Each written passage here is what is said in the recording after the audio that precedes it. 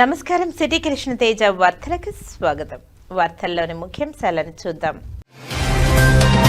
ప్రజలే దేవుళ్ళు, సమాజమే దేవాలయంగా భావించిన మహానేత ఎన్టీఆర్.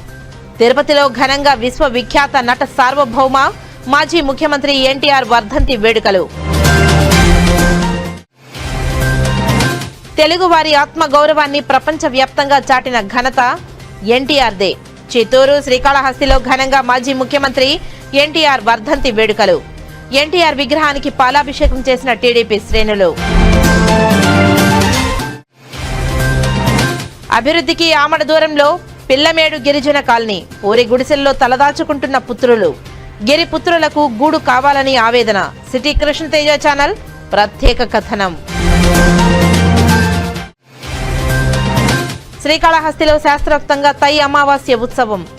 జ్ఞాన ప్రసూనంబ సమేత శ్రీకాళహస్తీశ్వరునికి విశేష అభిషేక పూజలు, వేదోక్తంగా పూర్ణాహృతులు.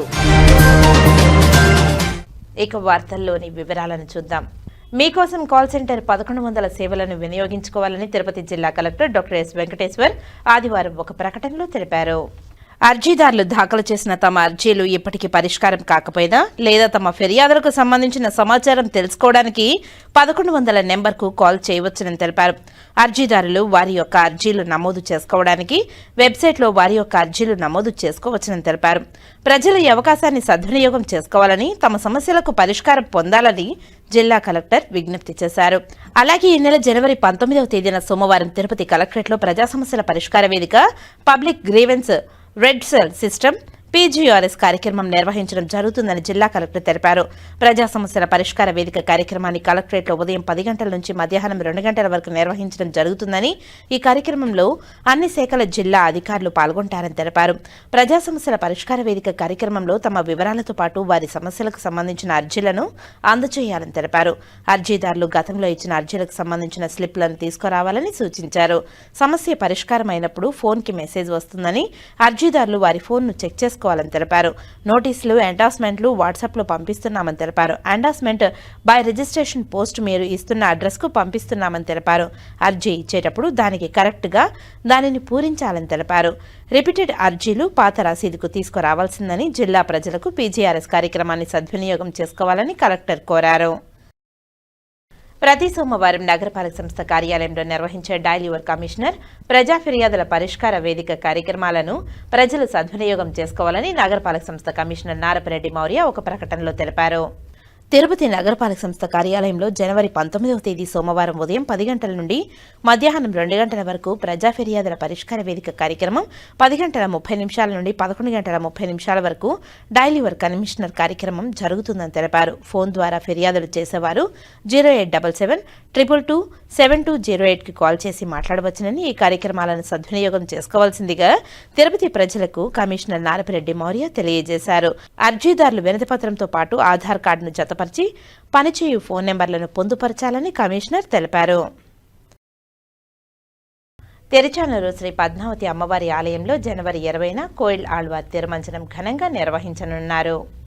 అమ్మవారి ఆలయంలో జనవరి 25వ తేదీ రథసప్తమి వైభవంగా నిర్వహిస్తారు. ఈ సందర్భంగా ఆలయంలో కోయిల్ ఆళ్వార్ తిరుమంజనం నిర్వహించడం ఆనవాయితీ. ఇందులో భాగంగా ఉదయం సుప్రభాతంతో అమ్మవారిని మేల్కొల్పి ఉదయం 6 గంటల 30 నిమిషాల నుండి 9 గంటల వరకు కోయిల్ ఆళ్వార్ తిరుమంజనం నిర్వహించనున్నారు. ఇందులో ఆలయ ప్రాంగణం, గోడలు, పైకప్పు, పూజా సామాగ్రి తదితర అన్ని వస్తువులను నీటితో శుద్ధి చేయనున్నారు. నామకోపు, శ్రీచూర్ణం, కస్తూరి పసుపు, పచ్చాకు, గడ్డకర్పూరం, గంధం పొడి, కుంకుమ, కచ్చలిగడ్డ తదితర సుగంధ ద్రవ్యాలు కలగలిపిన పవిత్ర జలాన్ని ఆలయం అంతటా ప్రోక్షణ చేస్తారు. ఉదయం 9 గంటల 30 నిమిషాల నుండి భక్తులను అమ్మవారి దర్శనానికి అనుమతిస్తారు. తిరుపతిలో దివంగత మాజీ ముఖ్యమంత్రి నందమూరి తారక రామారావు 30వ వర్ధంతి వేడుకలు ఘనంగా నిర్వహించారు. తిరుపతి టౌన్ క్లబ్ వద్ద ఉన్న ఎన్టీఆర్ కాంస్య విగ్రహానికి పాలాభిషేకం చేసి మాజీ MLA Sugunamma, Yadav corporation chairman Narasimha Yadav, SAAP chairman Ravinaidu, TDP media coordinator Sridhar Varma, TDP శ్రేణులు ఘనంగా నివాళి అర్పించారు. ప్రజలే దేవుళ్లు, సమాజమే దేవాలయంగా భావించిన మహానేత ఎన్టీఆర్ అని తెలిపారు. ప్రతి ఒక్కరికి కూడా కూడు గూడు గుడ్డ కల్పన కోసం అనేక సంక్షేమ పథకాలను అమలు చేసిన మహోన్నత వ్యక్తి ఎన్టీఆర్ అని కొనియాడారు. రాముడు, శ్రీకృష్ణుడు, పరశురాముడిగా అనేక సినిమాలలో నటించి తెలుగు ప్రేక్షకులను అలరించారని గుర్తు చేసుకున్నారు. ఎన్నో సంవత్సరాలైన ఎన్టీఆర్ తెలుగు నేలపైన చిరస్మరణీయులేనని తెలిపారు. రామారావు ఆశయ సాధన కోసం చంద్రబాబు ఓ విజన్తో పనిచేస్తున్నారని స్పష్టం చేశారు. రాష్ట్రంలో సీఎం నారా చంద్రబాబు నాయుడు ప్రజారంజక పాలన సాగిస్తున్నారని తెలిపారు. నమస్కారం. ఆ రోజు తెలుగు వారి ఆత్మగౌరవాన్ని ఢిల్లీలో తాకట్టు పెట్టినప్పుడు నేనుండాను, తెలుగువాడి సైతం నేనుండానని చెప్పి నడుము బిగించి రాజకీయ రంగప్రవేశం చేసినటువంటి మహానుభావుడు బడుగు బలహీన వర్గాల వారికి కూడు గుడ్డ నీడ నినాదంతో ముఖ్యమంత్రి అయ్యి బడుగు బలహీన వర్గాల వారందరికీ కూడా ఆశాజ్యోతిగా ఎన్నో సంక్షేమ పథకాలన్నీ కూడా అందించిన మహనీయుడు ఈరోజు మరణించిన రోజు ఆయనకి ఘన నివాళులు అర్పిస్తూ ఆయన ఆత్మ శాంతించాలని, ఆ నందమూరి కుటుంబానికి ఆ వెంకటేశ్వర స్వామి ఆశీస్సులు నిండుగా ఉండాలని కోరుకుంటున్నాం. ముఖ్యంగా తిరుపతి వాసులైతే నీరో రామచంద్ర అని అలమటించినప్పుడు తెలుగొంగ ప్రాజెక్ట్ తీసుకొచ్చిన మహనీయుడు నందమూరి తారక రామారావు గారు అనేది తెలుగువారి తెలుగుదేశం తరపున నందమూరి అభిమానిగా ఆయనకి ఘన నివాళులు అర్పిస్తూ జోహార్ అన్న ఎన్టీఆర్, జోహార్ అన్న ఎన్టీఆర్, జోహార్ అన్న ఎన్టీఆర్. మహనీయుడు, మహానుభావుడు, తెలుగు చలనచిత్ర పరిశ్రమలోనే కాదు నిజ జీవితంలో కానీ మకుటం లేని మహారాజు స్వర్గీయ నందమూరి తారక రామారావు గారు.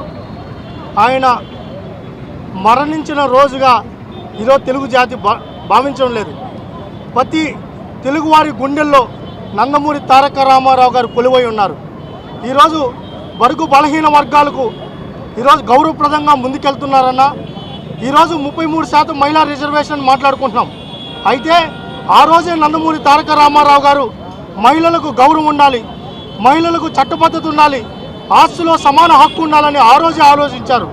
బీసీలకు రిజర్వేషన్ తీసుకొని వచ్చినా, ఈరోజు స్థానిక సంస్థల్లో రిజర్వేషన్ కల్పించిందన్నా, యువతకు ఉద్యోగ ఉపాధి గురించి ఆలోచించిందన్నా ఒకే ఒక్క వ్యక్తి నందమూరి తారక రామారావు గారు. ఈరోజు తిరుపతికి ఆయనకి ఎనలేని బంధం ఉంది. తిరుపతిని ఎప్పుడు ఆయన ఒక మాట అనేవాళ్ళు, నా దత్త పుత్రిక అనేవాళ్ళు. ఈరోజు రాజకీయాలనే కాదు అన్ని విధాల మొదట వెంకటేశ్వర స్వామిని దర్శించుకొని, అది సినిమా అయినా రాజకీయమైనా ఇక్కడే ఆయన ప్రారంభించారు. ఈ తిరుపతి తెలుగుదేశం పార్టీ సుగుణమ్మ గారు కావచ్చు, నరసింహ యాదవన్న గారు కావచ్చు, సీతావర్మన్న గారు కావచ్చు, తెలుగుదేశం పార్టీ మొత్తం ఆయనకి ఘన నివాళులు అర్పిస్తోంది. ఈరోజు తెలుగు జాతి ఉన్నంత వరకు నందమూరి తారక రామారావు గారి పేరు ఎప్పుడూ ఉంటుంది. ఆయన తెలుగు జాతి నందమూరి తారక రామారావు గారు విడదీయలేని బంధం ఈరోజు 10 సంవత్సరాలు, 20 సంవత్సరాలు, 30 సంవత్సరాలు కాదు, కొన్ని వేల సంవత్సరాలైనా నందమూరి తారక రామారావు గారు లేదు అనే మాట ఈ రాష్ట్రంలో వినపడదు, తెలుగు జాతిలో వినపడదు. ఆయన ఏదైతే మాకు నేర్పించారో, ఆయన ఏదైతే మాకు ముందుకు తీసుకెళ్లారో, ఈరోజు బడుగు బలహీన వర్గాల విషయంలో కానీ, జాతికి అంకితం విషయంలో కానీ, అభివృద్ధి చేయడం విషయంలో కానీ, క్రమశిక్షణ కానీ ఏ విషయాలైనా ఆయన్ని ఆచరిస్తాం, ఆయన సూచనలు పాటిస్తాం. ఈరోజు మా పార్టీ వ్యవస్థాపక అధ్యక్షుడిగా ఈరోజు తెలుగుదేశం పార్టీ మొత్తం ఆయనకి నివాళులు అర్పిస్తోంది. నమో వెంకటేశాయ. ఈరోజు మన తెలుగుదేశం పార్టీ సంస్థాపక అధ్యక్షుడైనటువంటి శ్రీ నట సార్వభౌమ విశ్వవిఖ్యాత నట సార్వభౌమ నందమూరి తారక రామారావు గారి యొక్క 30వ వర్ధంతి సందర్భంగా ఈ రోజున ఆయన కళా రంగంలోనే కాదు, సినిమా రంగంలోనే కాదు, ఈరోజు రాజకీయ రంగంలో కూడా అత్యున్నత స్థానంలో నిలిచి ప్రజలకు మరి ఏదైతే కూడు గుడ్డ నీడ అవసరమో, ప్రజలే దేవుళ్ళు సమాజమే దేవాలయం అనే ఒక ముఖ్య ఆశయంతో ముందుకెళ్లారో, ఆ ఆశయ సాధన దిశగా ఇప్పటికి కూడా మరి పార్టీ స్థాపించినప్పటి నుంచి ఇప్పటి వరకు కూడా ఆయన ఆశయ సాధన కోసం ప్రతి ఒక్కరు కూడా తెలుగుదేశం కుటుంబ సభ్యులైతేనేమి, ఆయన అభిమానులు అయితేనేమి, ఆయన శ్రేయోభిలాషులు అయితేనేమి, ఆయన కుటుంబ సభ్యులైతేనేమి ఈరోజు ఆయన ఆశయ సాధన కోసం మన నారా భువనేశ్వరి గారు, నారా చంద్రబాబు నాయుడు గారు, అదేవిధంగా నారా లోకేష్ బాబు గారు, నందమూరి బాలకృష్ణ గారు అందరూ కూడా కుటుంబ సభ్యులంతా కూడా ఈరోజు ఆయన ఆశయ సాధన కోసం, పేద బడుగు బలహీన వర్గాల అభ్యున్నతి కోసం చేస్తున్నటువంటి కృషి ప్రతి ఒక్కరు కూడా ఈ రోజున మళ్ళా 30వ వర్ధంతి సందర్భంగా కూడా ఆశయ సాధన కోసం అందరూ కృషి చేయాలని చేస్తున్నారని ఈ కమిటీ ఈ రోజున నగర కమిటీ అయితేనేమి, కార్పొరేషన్ చైర్మన్స్ అయితేనేమి, అదేవిధంగా స్టేట్ కమిటీ అయితేనేమి, జిల్లా కమిటీ అయితేనేమి, అనుబంధ కమిటీలు అయితేనేమి, తెలుగుదేశం పార్టీ కుటుంబ సభ్యులు అయితేనేమి, పుర ప్రజలైతేనేమి అందరూ కూడా పాల్గొని ఆయన ఘనంగా నివాళులు అర్పించారు. అందరికి కూడా ధన్యవాదాలతో సెలవు తీసుకున్నారు. తోపుడు బండ్ల వద్ద వసూలు చేసి వైసీపీ నేతలు కూటమి నేతలపై ఆరోపణలు చేయడం హాస్యాస్పదంగా ఉందని తిరుపతి జనసేన నగర అధ్యక్షుడు రాజారెడ్డి, వైస్ ప్రెసిడెంట్ బాబ్జీ ఆరోపించారు. ఆదివారం తిరుపతి ప్రెస్ క్లబ్లో జరిగిన మీడియా సమావేశంలో ఆయన మాట్లాడుతూ గత 5 ఏళ్లలో వైసీపీ ప్రభుత్వం ఏం అభివృద్ధి చేసిందో, ఈ 18 నెలల్లో కూటమి నేతలు ఏ మేరకు అభివృద్ధి చేసిందో చర్చలకు రావాలని సవాల్ విసిరారు. శాంతి భద్రతల విషయంలో వైసీపీ చేసిన ఆరోపణలను ఖండించారు. కూటమి ప్రభుత్వం అధికారంలోకి వచ్చిన 18 నెలల కాలంలో రౌడీయిజం చేయాలంటే భయం పుడుతుందని గుర్తు చేశారు. ఖాళీగా ఉంటే సినిమాలకు వెళ్లాలి గాని కూటమి నేతలపై అలాగే కార్యకర్తలపై నిందలు మోపే విధంగా మాట్లాడితే చూస్తూ ఊరుకోమని హెచ్చరించారు. మొన్న తిరుపతిలో కూటమి నేతల మధ్య జరిగిన గొడవపై పోలీసులు కేసు నమోదు చేశారని, తప్పు ఎవరు చేసినా శిక్ష తప్పదని అన్నారు. కూటమి ప్రభుత్వం విలువలతో కూడిన రాజకీయం చేస్తుంది కానీ వైసీపీ నేతల్లా నీచ రాజకీయాలు చేయదని తెలిపారు. నిన్న దొంగల ముఠా ఒకటి వచ్చి మేము మంచోళ్ళం, కూటమి నాయకులు దొంగలని చెప్పని ప్రెస్ మీట్ పెట్టి మాట్లాడడం జరిగింది. దొంగల గురించి ఎవరైతే దొంగలని తిరుపతి ప్రజలకు అందరికీ తెలుసో, ఎందుకు భారీ ఎత్తున వాళ్ళని ఓడించి ఇంట్లో కూర్చోబెట్టినారో వాళ్ళకు కూడా తెలుసు. అయినా కూటమి ప్రభుత్వం వచ్చిన వెంటనే రకరకాలుగా కూటమి ప్రభుత్వం చేస్తున్నటువంటి కార్యక్రమాలు, ప్రజలకిచ్చే పథకాలు ఇవన్నీ కూడా చూసి ఓరవ లేకుండా ఏదో ఒక రూపంలో ప్రాంతీయంగానో కులంగానో ఇప్పుడు ఏరా అంటే కొత్త రకం కూటమి ప్రభుత్వం వచ్చినాక లా అండ్ ఆర్డర్ దారి తప్పింది. తిరుపతిలో ఎక్కువ దౌర్జన్యాలు జరుగుతాయి. మీరు మాట్లాడే ముందు ఒక్కసారి గడిచిన 5 ఏళ్లలో మీ ప్రభుత్వంలో ఏమేమి చేశారు? మాస్టర్ ప్లాన్ రోడ్లు అని చెప్పి కోట్లాది కోట్లు కుంభకోణం చేశారు. మీరు చేసిన తిరుపతికి అభివృద్ధి ఏమన్నా ఉందా? భూ కబ్జాలు, ప్రభుత్వ భూముల్ని కబ్జాలు, చెరువు భూముల్ని కబ్జాలు, ప్రతి ఒక్కటి మీరు చేసి ఎన్డీఏ కూటమి వచ్చి 18 నెలలు అవుతా ఉంటే ఎక్కడైనా సరే భూ కబ్జా గాని, రౌడీజం గాని, రౌడీజం అంటే తోలు తీసి లోపల కూర్చోబెడుతున్నారు. అది ఎన్డీఏ కూటమి అంటే. సీఎం గారు, డిప్యూటీ సీఎం గారు రౌడీ అనేవాడు కనపడితే తోలు తీసి లోపల కూర్చోబెట్టమన్నారు. మీ ప్రభుత్వంలో మారి హత్య చేసి కారులో తీసుకొచ్చి పడేయలేదు. అతని పైన మీరు చర్య కూడా తీసుకోలేదు. చిన్నపాటి ఏమి జరిగినా సరే ఎన్డీఏ ప్రభుత్వంలో తోలు తీసి లోపల కూర్చోబెడతారు. వాళ్ళు ఎంతటి వాళ్ళైనా సరే. శాంతి పద్ధతులు లేవా? చూసారా మీరు? మీకు ఎవరైనా చెప్పారా శాంతి పద్ధతులు లేవని? గడిచిన 18 నెలల్లో తిరుపతి ఎంత ప్రశాంతంగా ఉంది. రౌడీ అనేవాడు బయట రావాలంటే ఉచ్చ పోసుకుంటున్నాడు. భూ కబ్జాకి పోవాలంటే భయపడి సస్తాడారు. అది ఎన్డీఏ కూటమి పరిపాలన అంటే. జనసేన పార్టీ నాయకులు రౌడీలు అంటారా? మాట్లాడే ముందు మీకు ఏమైనా సిగ్గుందా? బుర్ర పనిచేస్తుందా?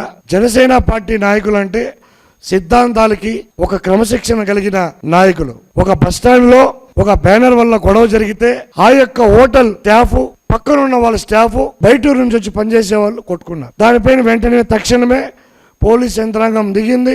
అందరిని తీసుకెళ్లి లోపల కూర్చోబెట్టింది. విచారణ చేస్తున్నారు. ఎవరు తప్పు చేశా తోలు తీసి లోపలికి పంపిస్తారు. మీ ప్రభుత్వంలో మారి దొంగతనం చేసిన, మనిషిని చంపిన, ప్రభుత్వ భూములు కబ్జా చేసిన, చెరువు భూములు కబ్జా చేసిన వెనకేసుకొచ్చే రకం కాదు మా జనసేన పార్టీ. తప్పు చేస్తే ఎవరైనా తప్పే. పోలీస్ యంత్రాంగానికి ఈ 18 నెలలుగా వాళ్ళు చేస్తున్నటువంటి తీరు మీరు జీర్ణించుకోలేకపోతున్నారు. ఎక్కడ అక్కడ రౌడీల్ని తొక్కిపెట్టి తోలు తీస్తూ, భూ కబ్జా చేసే వాళ్ళని తోలు తీస్తూ ఈ రోజు తిరుపతి ప్రజలు ఇంత ప్రశాంతంగా ఉన్నారు. మీరు జనసేన పార్టీ గురించి మాట్లాడతారా? జనసేన పార్టీ నాయకులు రౌడీలు అంటారా?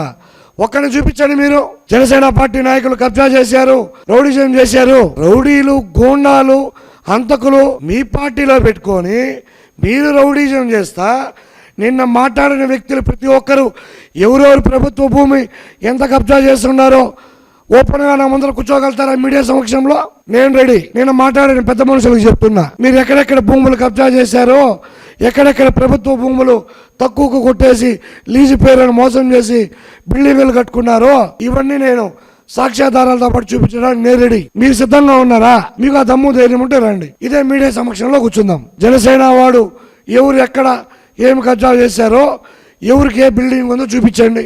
మీరేముందో సాక్ష్యాధారాలతో పాటు నేను తీసుకొస్తా. Open challenge. ధైర్యం ఉందా మీకు? నిన్న మాట్లాడిన పెద్ద మనుషులందరూ ధైర్యం ఉందా మీకు?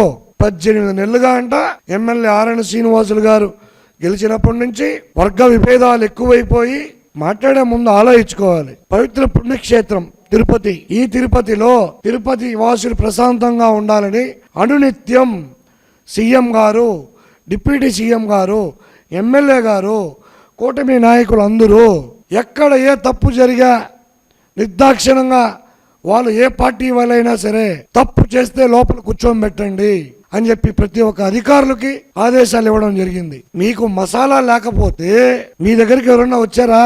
నిన్న మీ సోషల్ మీడియాలోనూ మీరు పెట్టిన ప్రెస్ మీట్లోనూ ఒకదానికి సంబంధం ఉందా? నిన్న జరిగిన గొడవ ఏంటి? దాని గురించి మాట్లాడండి. తోపుడు బండ్ల దగ్గర చిల్లర వసూలు చేసేది మీరు, ఫుట్పాత్ల పైన బండ్లు పెట్టి వాళ్ళ దగ్గర మామూలు వసూలు చేసేది మీరు. మీరు ఏమీ తెలియని అమాయకులు మారి ఇక్కడికొచ్చి జనసేన వాళ్ళు, తెలుగుదేశం వాళ్ళు వసూళ్ళ కోసం కొట్టుకున్నారంట. ఎక్కడైనా వసూళ్ళా? రాని వ్యవస్థ చూపించండి.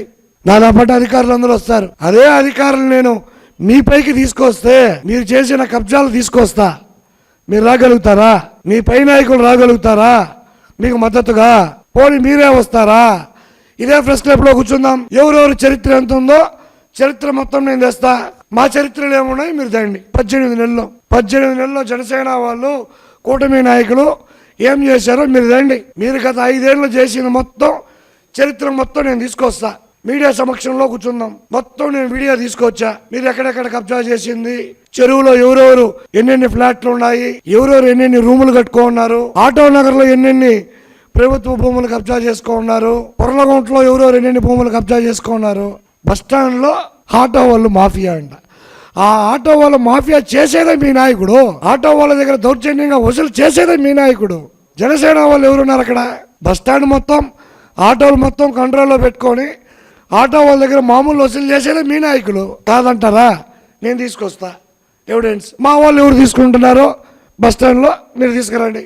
ఊరికే ప్రజల్ని తప్పుదావు పట్టించాలి. ప్రశాంతంగా ఉండే తిరుపతిని ప్రజల్లో ఏదో ఒక అలజడి సృష్టించాలి. జనసేన పార్టీ పైన చెడ్డ పేరు తీసుకురావాలి, కూటమి పైన చెడ్డ పేరు తీసుకురావాలి. ఈ యొక్క దురుద్దేశం తప్ప నుంచి మీరు జనసేన పార్టీ పైన, కూటమి పైన ఒక రిమార్క్ చూపించగలుగుతారా? అక్కడ జరిగిన గొడవ ఏంటి? మీరు మీడియాతో మాట్లాడడం ఏంటి? ఫ్లెక్సీ గురించి చిన్న గొడవ జరిగింది. అక్కడ ఉన్న పనిచేసే వాళ్ళకి ఎవరెవరో తెలుసుకోలేరు కదా, పనోళ్ళు, బయట వాళ్ళు తీసుకొచ్చి లోపల కూర్చొని పెట్టారు. పోలీసు వాళ్ళు విచారణ చేస్తున్నారు. ఎవరు తప్పు చేసా లోపలికి పంపిస్తారు. దానిలో ములాజే లేదు. మీకెందుకు మా పైన అంత ప్రేమ? మీరు చేసిన దొంగతనాలు, రౌడీజం కంటేనా? ఒక దళిత యువకుని రూమ్ లోపల వేసుకొని చిత్రహింసలు చేయలేదా? చట్టం ఎలా పనిచేసిందో ఆ రోజు మీరు చూశారు కదా. ప్రతి ఒక్కరిని జనసేన పైన, కూటమి పైన బురద జల్లితే ఈసారి అయితే చూస్తూ ఊరుకోం. ఎవరెవరైతే చెరువులు కబ్జా చేశారో, భూములు కబ్జా చేశారో, ప్రభుత్వ భూములు తక్కువ ధరకి లీజుకు తీసుకున్నారో, కార్పొరేషన్ భూములు, చెరువు భూములు, కాలువ పరంబోకి భూములు, ఆటో వాళ్ళ దగ్గర మామూలు వసూలు చేస్తున్న వాళ్ళు ప్రతి ఒక్కరిపైన త్వరలో మేము ఎస్పీ గారికి కంప్లైంట్ ఇస్తున్నాము, కలెక్టర్ గారికి ఇస్తాము. ఇది వరకే ఇచ్చాము. వాళ్ళపైన అలాంటి విచారణ జరుగుతూ ఉంది. మళ్ళీ ఒకసారి డిప్యూటీ సీఎం గారికి కూడా ఇస్తాము. ఎవరెవరైతే చెరువు కబ్జా చేశారో, కాలువ పరంబోకి ఎవరెవరైతే ఆటో వాళ్ళ దగ్గర మామూలు వసూలు చేస్తున్నారో వీళ్ళందరిపైన కూడా ఎంక్వైరీ పెట్టి ఖచ్చితంగా వాళ్ళపైన చర్యలు తీసుకోమని చెప్పి మేము గట్టిగా కూర్చుంటాము. మీరు ఖాళీగా కూర్చుంటే ఇంట్లో కూర్చొని భజన చేసుకోండి, లేదంటే బయట సినిమాల శిఖార్లకు వెళ్ళండి. మీరు ఎంత బురద జల్లా జనసేన పార్టీ పైన, జనసేన పార్టీ ఎమ్మెల్యే గారి పైన, కూటమి ప్రభుత్వం పైన మాకు ప్రజలు చూస్తూ ఉన్నారు. ఎవరు దొంగో, ఎవరు భూ కబ్జాదారుడో ప్రజలకి బాగా తెలుసు. నేను ఎవరెవరైతే మాట్లాడారో వాళ్ళందరికీ ఏమేమి ఉన్నాయో ఇదే మీడియా సమక్షంలో నేను చూపించడానికి సిద్ధంగా ఉన్నా. ప్రూఫ్తో సహా. మాట్లాడిన వ్యక్తులు ఈ 18 నెలల్లో జనసేన వాళ్ళు కావచ్చు, తెలుగుదేశం వాళ్ళు కావచ్చు, బీజేపీ వాళ్ళు కావచ్చు, ఎవరెవరు ఎక్కడెక్కడ ఏమేమి కబ్జా చేశారో, ఎవరి దగ్గర మామూలు వసూలు చేస్తున్నారో ఇవన్నీ మీరు సాక్ష్యాధారాలతో తీసుకురాగలుగుతారా? మీరు ఎన్ని గొడవలు పెట్టా జనసేన, తెలుగుదేశం, బీజేపీ ఐక్యమత్యంగానే ఉంటది. కూటమి ప్రభుత్వం కలిసే ఉంటది. మీరు ఎన్ని చీలికలు తేవాలన్నా, ఎన్ని గొడవలు పెట్టాలనుకున్నా మీ మూర్ఖత్వం అనుకోలే తప్ప మేమెవరు కూటమి సిద్ధాంతాలకి విరుద్ధంగా వెళ్ళే వాళ్ళు ఎవరు లేరు. ఇదొకటి గుర్తుపెట్టుకోండి. మీ అందరూ మాట్లాడిన వ్యక్తులందరినీ కూడా ఖచ్చితంగా విచారణ చేపించి మొత్తం కూడా బయట రాబెడతాము. ఎవరెవరు ఎంతెంత తిన్నారో అన్ని బయట కక్కిస్తాం. మాట్లాడే ముందు జనసేన వాళ్ళు మీ వైఎస్ఆర్సీపీ వాళ్ళు మారి రోడ్డు పైన ఏది పడితే అది దోచుకోవడం, రోడ్డు పైన ఎవరు కనపడితే వాళ్ళని కొట్టడం. జనసేన పార్టీ అంటే ఏందో ప్రజలకు తెలుసు. జనసేన పార్టీ సిద్ధాంతాలు, విలువలు ప్రజలకు తెలుసు. మీరు మా పైన ఎంత బురద జల్లాలనుకున్నా ఆ బురద మీ పైనే పడుతుందే తప్ప మా పైన పడదని చెప్పి కూడా మిమ్మల్ని హెచ్చరిస్తూ, ఖచ్చితంగా ఈ ప్రభుత్వ భూములు కబ్జా చేసిన వాళ్ళని, ఆటో వాళ్ళ దగ్గర మామూలు వసూలు చేస్తున్న వాళ్ళని అందరినీ తొందరలో చట్టం ముందు నిలబెడతామని చెప్పి కూడా మీకు తెలియజేసుకుంటాం. నిన్నటి రోజున కొన్ని మంది వచ్చి జనసేన పార్టీలో ఉండే నాయకులు, రౌడీలు తిరుపతి ప్రశాంతంగా లేకుండా చేస్తున్నారని చెప్పి నిన్న కొన్ని మంది నాయకులు ఇక్కడ మాట్లాడడం జరిగింది. అయ్యా, మీకు ఒకటే చెప్తున్నాం, కూటమి ప్రభుత్వం వచ్చిన తర్వాత ఇప్పుడు వరకు కూటమి ప్రభుత్వంలో ఉండే నాయకుల పైన కానీ, లేకపోతే కూటమిలో ఉండే నాయకులు కానీ, ఎవరినైనా వైసీపీ వాళ్ళని కానీ ఇంక ఎవరినన్నా పోయేసి గలాట్లు చేసి వాళ్ళని కొట్టడం జరిగిందా అని చెప్పి మేము అడుగుతున్నాం. మా పార్టీలో క్రమశిక్షణతో కార్యకర్తలు మెలిగేవాళ్ళం. గలాట్లు, రౌడీ విజాలు, కూనీకోర్లు, కబ్జాదారులు, భూదందాలు చేసే నాయకులంతా వైసీపీ పార్టీలో ఉన్నారు. ఎక్కడైనా ఇది వరల్లో 18 నెలల ముందు ఎక్కడైనా గుంత తవ్వితే అప్పుడే అక్కడ పోయి దందా చేసి పర్మిషన్, ఆడ ఇల్లు కట్టుకోవాలంటే ఒక కార్పొరేటర్ పర్మిషన్ కావాలి. ఒక ఇసుక లోటు తోలితే అప్పుడే పోయేసి అక్కడ నిలబడుకుంటారు మీ మనుషులు. ఇప్పుడు తిరుపతిలో బయట నుంచి వచ్చే బిల్డర్స్ కానించి రియల్ ఎస్టేట్ వ్యాపారస్తులందరూ కూడా ప్రశాంతంగా వ్యాపారం చేసుకుంటున్నారు. ఒక్కొక్కరు లిస్ట్ తీస్తే ఇంత ఉంది. వాడేదో కడుపు గాలి ఒక భూమి కొని అప్రూవల్ చేసుకొని ఆ బిల్డింగ్ కట్టుకొని ఏదో అమ్ముకుంటే ఏదో ఉపాధి దొరుకుతుందని చెప్పేసి ఎక్కడి నుంచో వస్తారు. వాళ్ళ దగ్గర అంతా లోకలు, నాన్ లోకలు, మీరు ఎట్ట కడతారు, మేము ఇంత ఖర్చు పెట్టుకొని గెలిచినాము అనేసి వసూలు చేసిందంతా వైసీపీ నాయకులు కాదా అని చెప్పి మేము ప్రశ్నిస్తున్నాం. మీరు పోయి కూటమి నాయకులు, అందులో జనసేన కార్యకర్తలు, నాయకులు పోయేసి వసూలు చేస్తున్నారు, దందాలు చేస్తున్నారని మీరు చెప్తున్నారు. అదేదో సామెత చెప్పినట్టు పక్కింట్లో రాయి పెడితే అది నా పైనే పడిపోయినట్టు అనేసి అని చెప్పేసి మీరు ముందడిగానే వచ్చి ప్రెస్ మీట్లు పెడుతున్నారు. ఒక్కొక్కరు లిస్ట్ ఎత్తుకుంటే చాంతాడు అందుంది. మేము కాగితాలతో కూడా చెప్తాం. అదే మా అధ్యక్షుడు కూడా చెప్పింది. జనసేన పార్టీ పైన మాట్లాడేదానికి, ఆ కార్యకర్తల పైన మాట్లాడేదానికి కనీసం నోరన్నా రావాలి. ఏదో మీడియాలో జనసేన పార్టీ నాయకుడి పైన మాట్లాడేస్తే మనం ఎక్కడికో రీచ్ అయిపోతామని ప్రతి ఒక్కరికి ఫ్యాషన్ అయిపోయింది. ఇప్పుడు జనసేన పార్టీ గురించి మాట్లాడడం, జనసేన నాయకుడు పవన్ కళ్యాణ్ గారి గురించి మాట్లాడడం, ఇదంతా ఒక ఫ్యాషన్ అయిపోయింది. అందరూ మా నాయకుడిని చూస్తాను ఈయన పైన మాట్లాడితే ఏదో మేము ఫేమ్ అయిపోతాము, మాకు ఇంకో దగ్గర ఆడో టికెట్ వస్తుంది, ఇంకోటి ఏదో ఉన్నతమైన పోస్టుకు పోతారేమో అని అనుకుంటున్నారు. మీరు ఎంత మాట్లాడితే అంత దిగజారిపోతారని చెప్పి ఈ మూఢముఖంగా మేము హెచ్చరిస్తున్నాం. గ్రామీణ ఉపాధి హామీ చట్టాన్ని పునరుద్ధరించాలని సిఐటియు వ్యవసాయ కార్మిక సంఘం నేతలు ప్రచార, ఆందోళన కార్యక్రమాల కరపత్రాలను ఆవిష్కరించారు. గ్రామీణ పేదలకు తోడుగా ఉంటున్న మహాత్మా గాంధీ జాతీయ గ్రామీణ ఉపాధి హామీ పథకాన్ని కేంద్రంలో ఉన్న బీజేపీ ప్రభుత్వం రామ్జీ పేరుతో కొత్త చట్టం తీసుకురావడం అన్యాయమని, ఈ చట్టాన్ని వెంటనే ఉపసంహరించి గ్రామీణ ఉపాధి హామీ పథకాన్ని కొనసాగించాలని కోరుతూ ఈ నెల 18వ తేదీ నుండి 21వ తేదీ వరకు ఇంటింటికి చేపట్టే ప్రచార, ఆందోళన కార్యక్రమం కరపత్రాలని ఆదివారం తిరుపతి యశోదానగర్లోని సిఐటియు కార్యాలయంలో సిఐటియు వ్యవసాయ కార్మిక సంఘం ఆధ్వర్యంలో ఆవిష్కరించారు. ఈ సందర్భంగా వ్యవసాయ కార్మిక సంఘం రాష్ట్ర ఉపాధ్యక్షులు వందవాసి నాగరాజు, సిఐటియు జిల్లా ప్రధాన కార్యదర్శి టి సుబ్రహ్మణ్యం మాట్లాడుతూ, వామపక్ష పార్టీల మద్దతుతో 2005వ సంవత్సరంలో జాతీయ గ్రామీణ ఉపాధి పథకాన్ని ప్రవేశపెట్టడం వల్ల భూమి లేని పేదలకు, కూలీలకు, పేద రైతులకు 100 రోజుల ఉపాధి హామీ పథకం ఉండడం వల్ల ఆకలి బాధలు తీరేవని తెలిపారు. కేంద్రంలోని బీజేపీ ప్రభుత్వం పేదలను మరింత పేదలుగా మార్చడానికి, ఆకలితో అలమటించే పద్ధతితో కార్పొరేటర్ల ప్రయోజనం కోసం ఉపాధి హామీ పథకాన్ని నిర్వీర్యం చేస్తున్నారని విమర్శించారు. తెలిపారు. గతంలో 90% నిధులు కేంద్ర ప్రభుత్వం భరించడం జరుగుతుందని, ప్రస్తుతం కేంద్ర ప్రభుత్వం వాటా 60% తగ్గించడంతో రాష్ట్ర ప్రభుత్వాలే భారాన్ని భరించాలని కొత్త చట్టంలో పొందుపరిచారని పేర్కొన్నారు. రాష్ట్రాలు నిధుల కొరత సమస్య వల్ల ఉపాధి హామీ పథకం నిర్వీర్యం కాక తప్పదని అన్నారు. కేంద్ర ప్రభుత్వాలు అనుసరిస్తున్న విధానాల వల్ల ఉపాధి హామీ పథకాన్ని కాపాడుకోకపోతే పేదలు మరింత పేదలుగా మారక తప్పదని తెలిపారు. అందుకే ఈ నెల జనవరి 18వ తేదీ నుండి 21వ తేదీ వరకు గ్రామాన కరపత్రాల పంపిణీ కార్యక్రమాన్ని చేపట్టామని తెలిపారు. పట్టణాలలో కూడా ఉపాధి హామీ పథకాన్ని ప్రవేశపెట్టాలని డిమాండ్ చేశారు. రైతు సంఘాలు, వ్యవసాయ కార్మిక సంఘాలు, కౌలు రైతు సంఘాలు కొత్త చట్టాన్ని వ్యతిరేకంగా జరుగుతున్న ఉద్యమంలో భాగస్వామ్యం కావాలని పిలుపునిచ్చారు. ఈ కార్యక్రమంలో సిఐటియు నేతలు బాలసుబ్రహ్మణ్యం, బాలాజీ, రామకృష్ణ, మాధవ్, కుమార్ తదితరులు పాల్గొన్నారు.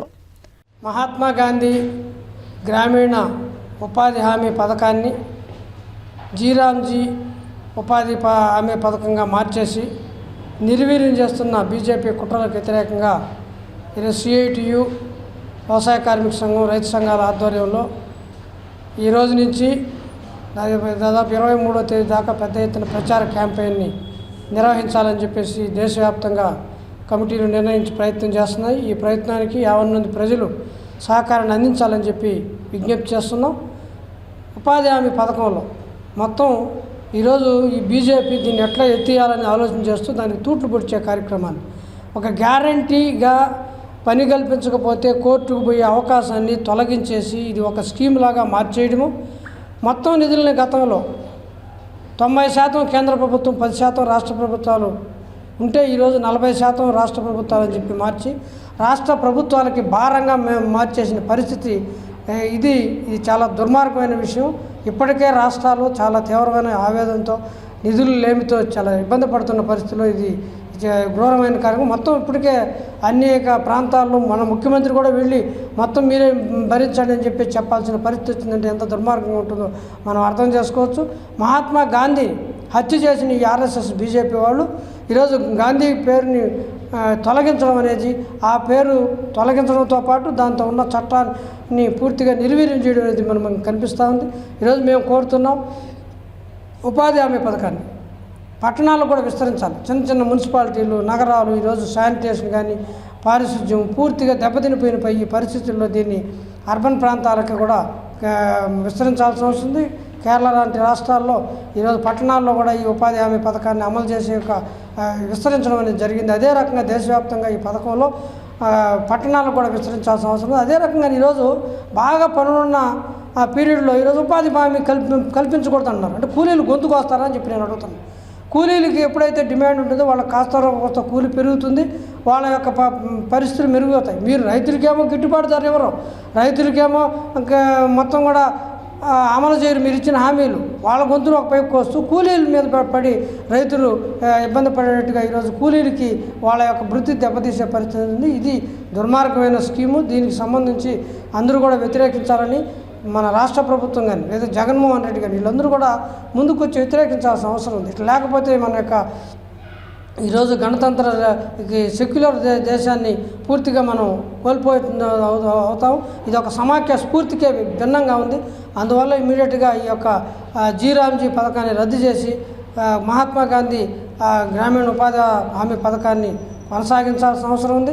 అదే రకంగానే 125 రోజులు 150 రోజులకి ఈ పథకాన్ని విస్తరించడం ద్వారా మరిన్ని రోజులు పని కల్పించి వలసలు ఇవన్నీ నివారణకు ఉపయోగపడతాయని చెప్పేసి మేము విజ్ఞప్తి చేస్తాం.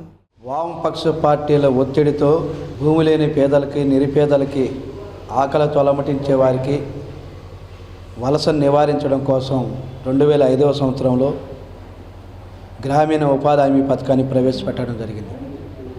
ఈవేళ బీజేపీ ప్రభుత్వం కార్పొరేట్ల ప్రయోజనాల కోసం గ్రామీణ ఉపాధి హామీ పథకాన్ని రద్దు చేసి దీన్ని భవిష్యత్తులో ఈ పథకాన్ని లేకుండా చేయాలనేటువంటి కుట్ర పన్నింది. మొన్న బీజేపీ శాసనసభ పక్ష నేత విష్ణుకుమార్ రాజు మాట్లాడుతూ ఉపాధి హామీ పథకం వల్ల గ్రామీణ పేదలందరూ సోమరిపోతులుగా మారిపోతున్నారు, కాబట్టి ఈ పథకాన్ని రద్దు చేయాలని చెప్పి మాట్లాడుతున్నాడంటే బీజేపీ పేదల పట్ల, దళితుల పట్ల, భూమి లేని వాళ్ళ పట్ల ఏ రకంగా ఉందో అర్థం చేసుకోవాలని కోరుతున్నాం. ఇది సరైనటువంటిది కాదు. ఈరోజు గ్రామీణ ఉపాధి హామీ పథకాన్ని పేరు మార్చేసి నిర్వీర్యం చేయాలనేటువంటి కుట్రను సిఐటి ఖండిస్తుంది. అందుకోసం ఈ పథకాన్ని కొనసాగించండి, పేదలకు అన్నం పెట్టే పథకాన్ని కొనసాగించాలని ఈ నెల 18వ తేదీ నుండి 21వ తేదీ వరకు రాష్ట్ర వ్యాప్తంగా ప్రతి గ్రామంలోనూ ఉపాధి కార్మికుల్లోకి తీసుకెళ్ళి ఈ పథకాన్ని నిర్వీర్యం కాకుండా అడ్డుకోవాలని చెప్పి ఈ పథకాన్ని కొనసాగించాలని సిఐటి వ్యవసాయ కార్మిక సంఘం రైతు సంఘం డిమాండ్ చేస్తున్నది. కేంద్ర ప్రభుత్వం ఇదే దూకుడుతో వ్యవహరిస్తే ఉపాధి హామీ పథకాన్ని నిర్వీర్యం చేస్తే వామపక్ష పార్టీలు కానీ, సిఐటి కానీ, కార్మిక సంఘాలు కానీ, రైతు సంఘాలు, వ్యవసాయ కూలీ సంఘాలు కానీ తీవ్రంగా మేము వ్యతిరేకించమే కాకుండా ఆందోళన కార్యక్రమాన్ని ముందుకు తీసుకెళ్తామని చెప్పి సిఐటి ఇంకా హెచ్చరిక చేస్తాం. అభివృద్ధికి ఆమడ దూరంలో పిల్లమేడు గిరిజన కాలనీ కొట్టుమిట్టాడుతోంది. ఆ గిరిపుత్రులకు గూడు కావాలని ఆవేదన చెందుతున్నారు. పోడి గుడిసెల్లో తలదాచుకుంటున్న అడవి పుత్రుల దుస్థితిపై సిటీ కృష్ణతేజ ఛానల్ అందిస్తున్న స్పెషల్ స్టోరీ మీకోసం. స్వాతంత్ర్యం వచ్చి 70 సంవత్సరాలు అవుతున్నా బడుగు బలహీన వర్గాల కాలనీలు ఇంకా అభివృద్ధికి నోచుకోలేదు. నాయకులు ఎన్నికల సమయంలో మాటలు చెప్తూ నీ గ్రామాలకి అది చేస్తాం ఇది చేస్తామని ఓట్లు వేయించుకొని తీరా గెలిచిన తర్వాత ఆ కాలనీ వాసులకు మొండి చేయి చూపిస్తారు. తరతరాలు మారినా ప్రభుత్వాలు మారినా గిరిపుత్రుల తలరాతలు మాత్రం మారట్లేదు. శ్రీకాళహస్తి నియోజకవర్గంలోని తొట్టంబేడు మండలం పిల్లమేడు గిరిజన కాలనీ గిరిపుత్రుల అభివృద్ధి ఆమడ దూరంలో ఉన్నారు.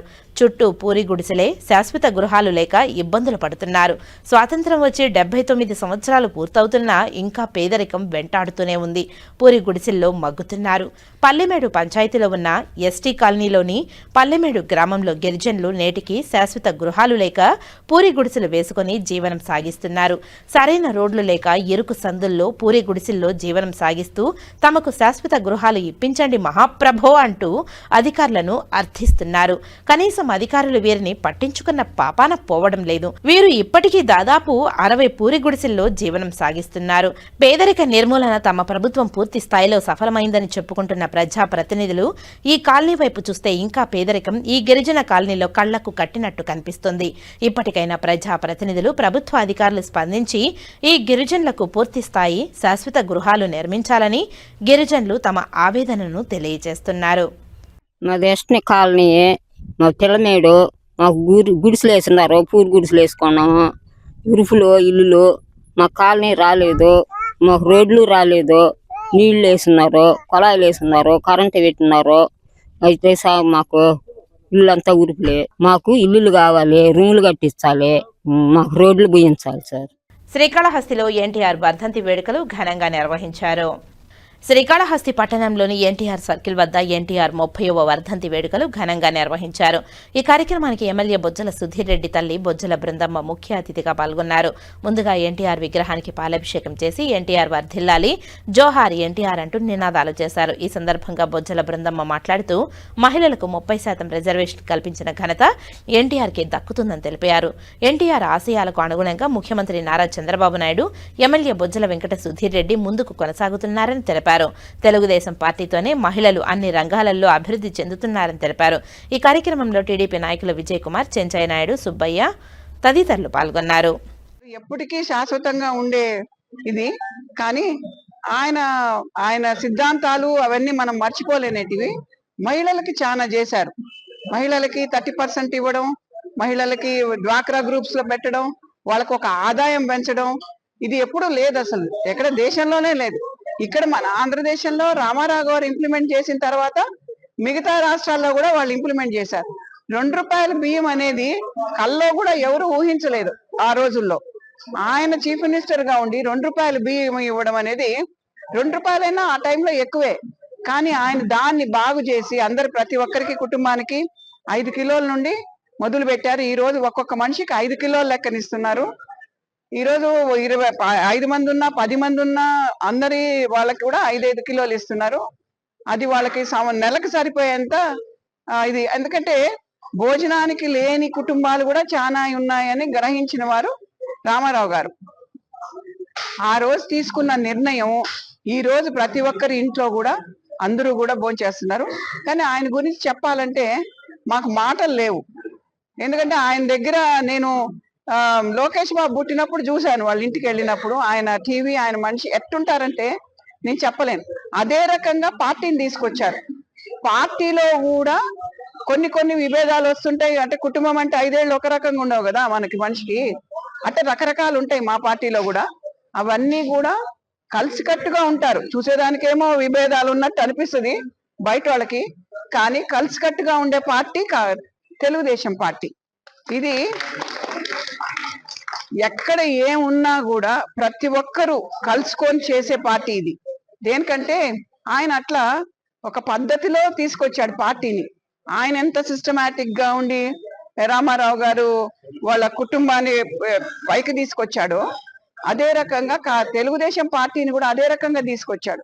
ఎక్కడైనా అన్యాయం అని ఒక గొడవలు ఉన్నాయని అంటే ఆయన సహించేవాడు కాదు. ఈ రోజుకి కూడా చంద్రబాబు నాయుడు గారు అదే ఇంప్లిమెంట్ చేస్తున్నారు. ప్రతిరోజు మనకు 2-3 గంటలు ఆయన చెప్తుంటాడు. ఎందుకంటే ఒక తండ్రి మాదిర. ఎందుకంటే ఆయన కూడా రామారావు గారి అడుగుజాడల్లోనే నడుస్తున్నారు. ఇది మనకందరికీ చాలా మంచిది.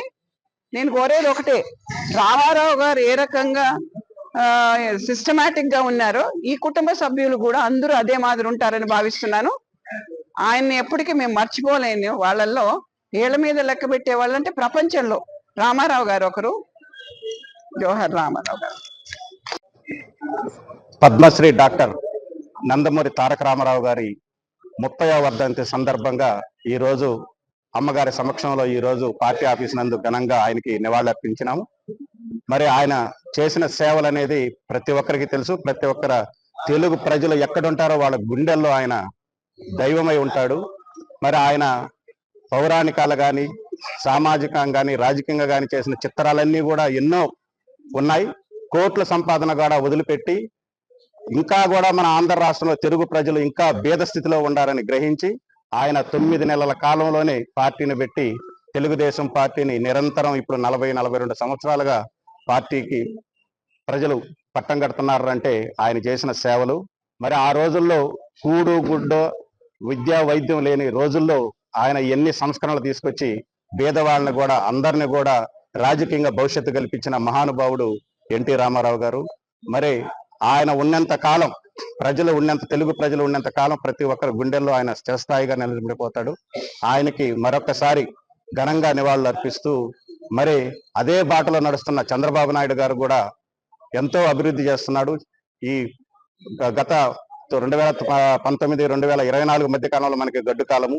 మరి ఈ రోజు అభివృద్ధిని పరుగులు పెట్టిస్తున్న ఏకైక ముఖ్యమంత్రి నారా చంద్రబాబు నాయుడు గారు. అదే బాటలో స్వర్గీయ గోపాలకృష్ణన్న ఈ శ్రీకాళహస్తి నియోజకవర్గాన్ని ఆంధ్ర రాష్ట్రంలోనే అగ్రగామిగా నిలబెట్టిన నియోజకవర్గం ఏదైనా ఉన్నదంటే శ్రీకాళహస్తి నియోజకవర్గం. మీరు ఏ రూపంలో ఏ ప్రాంతానికి వెళ్ళినా కాళహస్తి నియోజకవర్గంలో గోపాల్ అన్నది అభివృద్ధి కనబడుతుంది. అదే అడుగు జాడల్లో వారి తనయులు ఈ రోజు బీసీ హాస్టల్ అయితే ఏమి, క్రీడలు అయితే ఏమి, హాస్పిటల్ అయితే ఏమి, ఎన్నో కార్యక్రమాలు, రోడ్లు అయితే ఎన్నో కార్యక్రమాలు చేస్తున్నాడు. మరి మేమందరం కూడా వారికి ఎప్పుడు చిరకాలం, నాకు తెలిసినంత వరకు కాళహస్తి నియోజక ప్రతి ప్రజలు బొజ్జల కుటుంబానికి అండదండగా ఉండాలని వాళ్ళ అడుగుజాడల్లోనే మేమందరం కూడా నడుస్తామనేది కూడా ఈ సందర్భంగా తెలియపరుస్తూ మరొక్కసారి స్వర్గీయ రామారావుకి ఘనంగా నివాళులర్పిస్తున్నాం. శ్రీకాళహస్తిలో ఎన్టీఆర్ వర్ధంతిని పురస్కరించుకుని ఎన్టీఆర్ విగ్రహానికి పాలాభిషేకం చేసి ఘనంగా నివాళి అర్పించారు. శ్రీకాళహస్తి ఆర్టీసీ బస్టాండ్ సమీపంలోని ఎన్టీఆర్ విగ్రహం వద్ద ఎన్టీఆర్ వర్ధంతిని టీడీపీ పట్టణ అధ్యక్షుడు విజయ్ కుమార్ ఆధ్వర్యంలో చేపట్టారు. టీడీపీ కార్యాలయంలో ఎన్టీఆర్ చిత్రపటానికి ఘనంగా నివాళి అర్పించారు. ఎన్టీఆర్ అమలు చేసిన ₹2 కిలో బియ్యం పేదలకు ఆకలి తీర్చి చరిత్ర సృష్టించిందని, ఎన్టీఆర్ సంక్షేమ పథకాలకు ఆద్యుడని ఎమ్మెల్యే మాతృమూర్తి బొజ్జల బృందమ్మ అన్నారు. ఎన్టీఆర్ విగ్రహాన్ని ప్రత్యేక పుష్పాలతో అలంకరించారు. ఎమ్మెల్యే మాతృమూర్తి బొజ్జల బృందమ్మ నేతృత్వంలో టీడీపీ నాయకులు ఎన్టీఆర్ విగ్రహానికి పాలాభిషేకం చేసి పుష్పమాలలు వేసి ఘనంగా నివాళి అర్పించారు. ఎన్టీఆర్ అమరేహ అంటూ నినాదాలు చేశారు. అనంతరం టీడీపీ కార్యాలయంలో ఎన్టీఆర్ విగ్రహానికి ప్రత్యేక పూజలు జరిపి పూలమాలలు వేసి ఘనంగా నివాళి అర్పించారు. టీడీపీ నాయకులు బొజ్జల బృందమ్మ, పట్టణ టీడీపీ అధ్యక్షుడు విజయ్ కుమార్ మాట్లాడుతూ ఎన్టీఆర్ అమలు చేసిన సంక్షేమ పథకాలు దేశవ్యాప్తంగా అమలు చేసేలా చేయాలని తెలిపారు. ప్రజల గుండెల్లో ఎన్టీఆర్ చిరస్మరణీయుల స్థానం సంపాదించుకున్నారని కొనియాడారు. ఈ కార్యక్రమంలో market committee chairman Chenchaiah Naidu, Renuka Devi తదితరులు పాల్గొన్నారు. పద్మశ్రీ డాక్టర్ నందమూరి తారక రామారావు గారి 30వ వర్ధంతి సందర్భంగా ఈరోజు అమ్మగారి సమక్షంలో ఈరోజు పార్టీ ఆఫీస్ నందు ఘనంగా ఆయనకి నివాళులర్పించినాము. మరి ఆయన చేసిన సేవలు అనేది ప్రతి ఒక్కరికి తెలుసు. ప్రతి ఒక్కరు తెలుగు ప్రజలు ఎక్కడుంటారో వాళ్ళ గుండెల్లో ఆయన దైవమై ఉంటాడు. మరి ఆయన పౌరాణికాలు కానీ సామాజికంగా కానీ రాజకీయంగా కానీ చేసిన చిత్రాలన్నీ కూడా ఎన్నో ఉన్నాయి. కోట్ల సంపాదన కూడా వదిలిపెట్టి ఇంకా కూడా మన ఆంధ్ర రాష్ట్రంలో తెలుగు ప్రజలు ఇంకా భేద స్థితిలో ఉండాలని గ్రహించి ఆయన 9 నెలల కాలంలోనే పార్టీని పెట్టి తెలుగుదేశం పార్టీని నిరంతరం ఇప్పుడు 40-42 సంవత్సరాలుగా పార్టీకి ప్రజలు పట్టం కడుతున్నారు అంటే ఆయన చేసిన సేవలు. మరి ఆ రోజుల్లో కూడు గుడ్డో విద్యా వైద్యం లేని రోజుల్లో ఆయన ఎన్ని సంస్కరణలు తీసుకొచ్చి పేదవాళ్ళని కూడా అందరిని కూడా రాజకీయంగా భవిష్యత్తు కల్పించిన మహానుభావుడు ఎన్టీ రామారావు గారు. మరి ఆయన ఉన్నంత కాలం తెలుగు ప్రజలు ఉన్నంత కాలం ప్రతి ఒక్కరి గుండెల్లో ఆయన స్థిరస్థాయిగా నిలబడిపోతాడు. ఆయనకి మరొకసారి ఘనంగా నివాళులు అర్పిస్తూ మరి అదే బాటలో నడుస్తున్న చంద్రబాబు నాయుడు గారు కూడా ఎంతో అభివృద్ధి చేస్తున్నాడు. ఈ గత 2019-2024 మధ్య కాలంలో మనకి గడ్డు కాలము. మరి ఈ రోజు అభివృద్ధిని పరుగులు పెట్టిస్తున్న ఏకైక ముఖ్యమంత్రి నారా చంద్రబాబు నాయుడు గారు. అదే బాటలో స్వర్గీయ గోపాలకృష్ణన్న ఈ శ్రీకాళహస్తి నియోజకవర్గాన్ని ఆంధ్ర రాష్ట్రంలోనే అగ్రగామిగా నిలబెట్టిన నియోజకవర్గం ఏదైనా ఉన్నదంటే శ్రీకాళహస్తి నియోజకవర్గం. మీరు ఏ రూపంలో ఏ ప్రాంతానికి వెళ్ళినా కాళహస్తి నియోజకవర్గంలో గోపాల్ అన్నది అభివృద్ధి కనబడుతుంది. అదే అడుగుజాడల్లో వారి తనయులు ఈ రోజు బీసీ హాస్టల్ అయితే ఏమి, క్రీడలు అయితే ఏమి, హాస్పిటల్ అయితే ఏమి, ఎన్నో కార్యక్రమాలు, రోడ్లు అయితే ఎన్నో కార్యక్రమాలు చేస్తున్నాడు.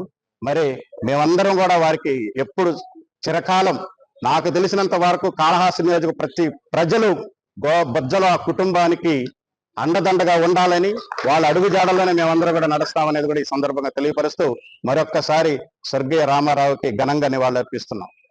శ్రీకాళహస్తిలోని పూసల వీధిలో ఎన్టీఆర్ వర్ధంతి వేడుకలు అత్యంత వేడుకగా నిర్వహించారు. ఈ కార్యక్రమానికి ముఖ్య అతిథిగా ఉమ్మడి చిత్తూరు జిల్లా గ్రంథాలయ చైర్మన్ రాష్ట్ర అధికార పార్టీ ప్రతినిధి రెడ్డివారి గురవారెడ్డి ముఖ్య అతిథిగా పాల్గొని దివంగత నేత నందమూరి తారక రామారావు చిత్రపటానికి ఘనంగా నివాళి అర్పించి సినీ రంగంలో రాజకీయ రంగంలో ఆయన చేసిన సేవలను కొనియాడారు. ఆయన చేసిన సంక్షేమ పథకాలే నేటికి అందరికీ శ్రీరామరక్షగా మారి చెన్నైకి త్రాగునీరు, రాష్ట్రానికి సాగునీరు అందించిన ఘనత నందమూరి తారక రామారావుకి దక్కుతుందని ఈ సందర్భంగా తెలియజేశారు. ఆయన ఆశయ సాధన కొనసాగిస్తూ ఏపీ సీఎం నారా చంద్రబాబు నాయుడు సుభిక్షంగా సంక్షేమ పథకాలతో రాష్ట్ర పరిపాలన కొనసాగిస్తున్నారని ఈ సందర్భంగా తెలియజేశారు.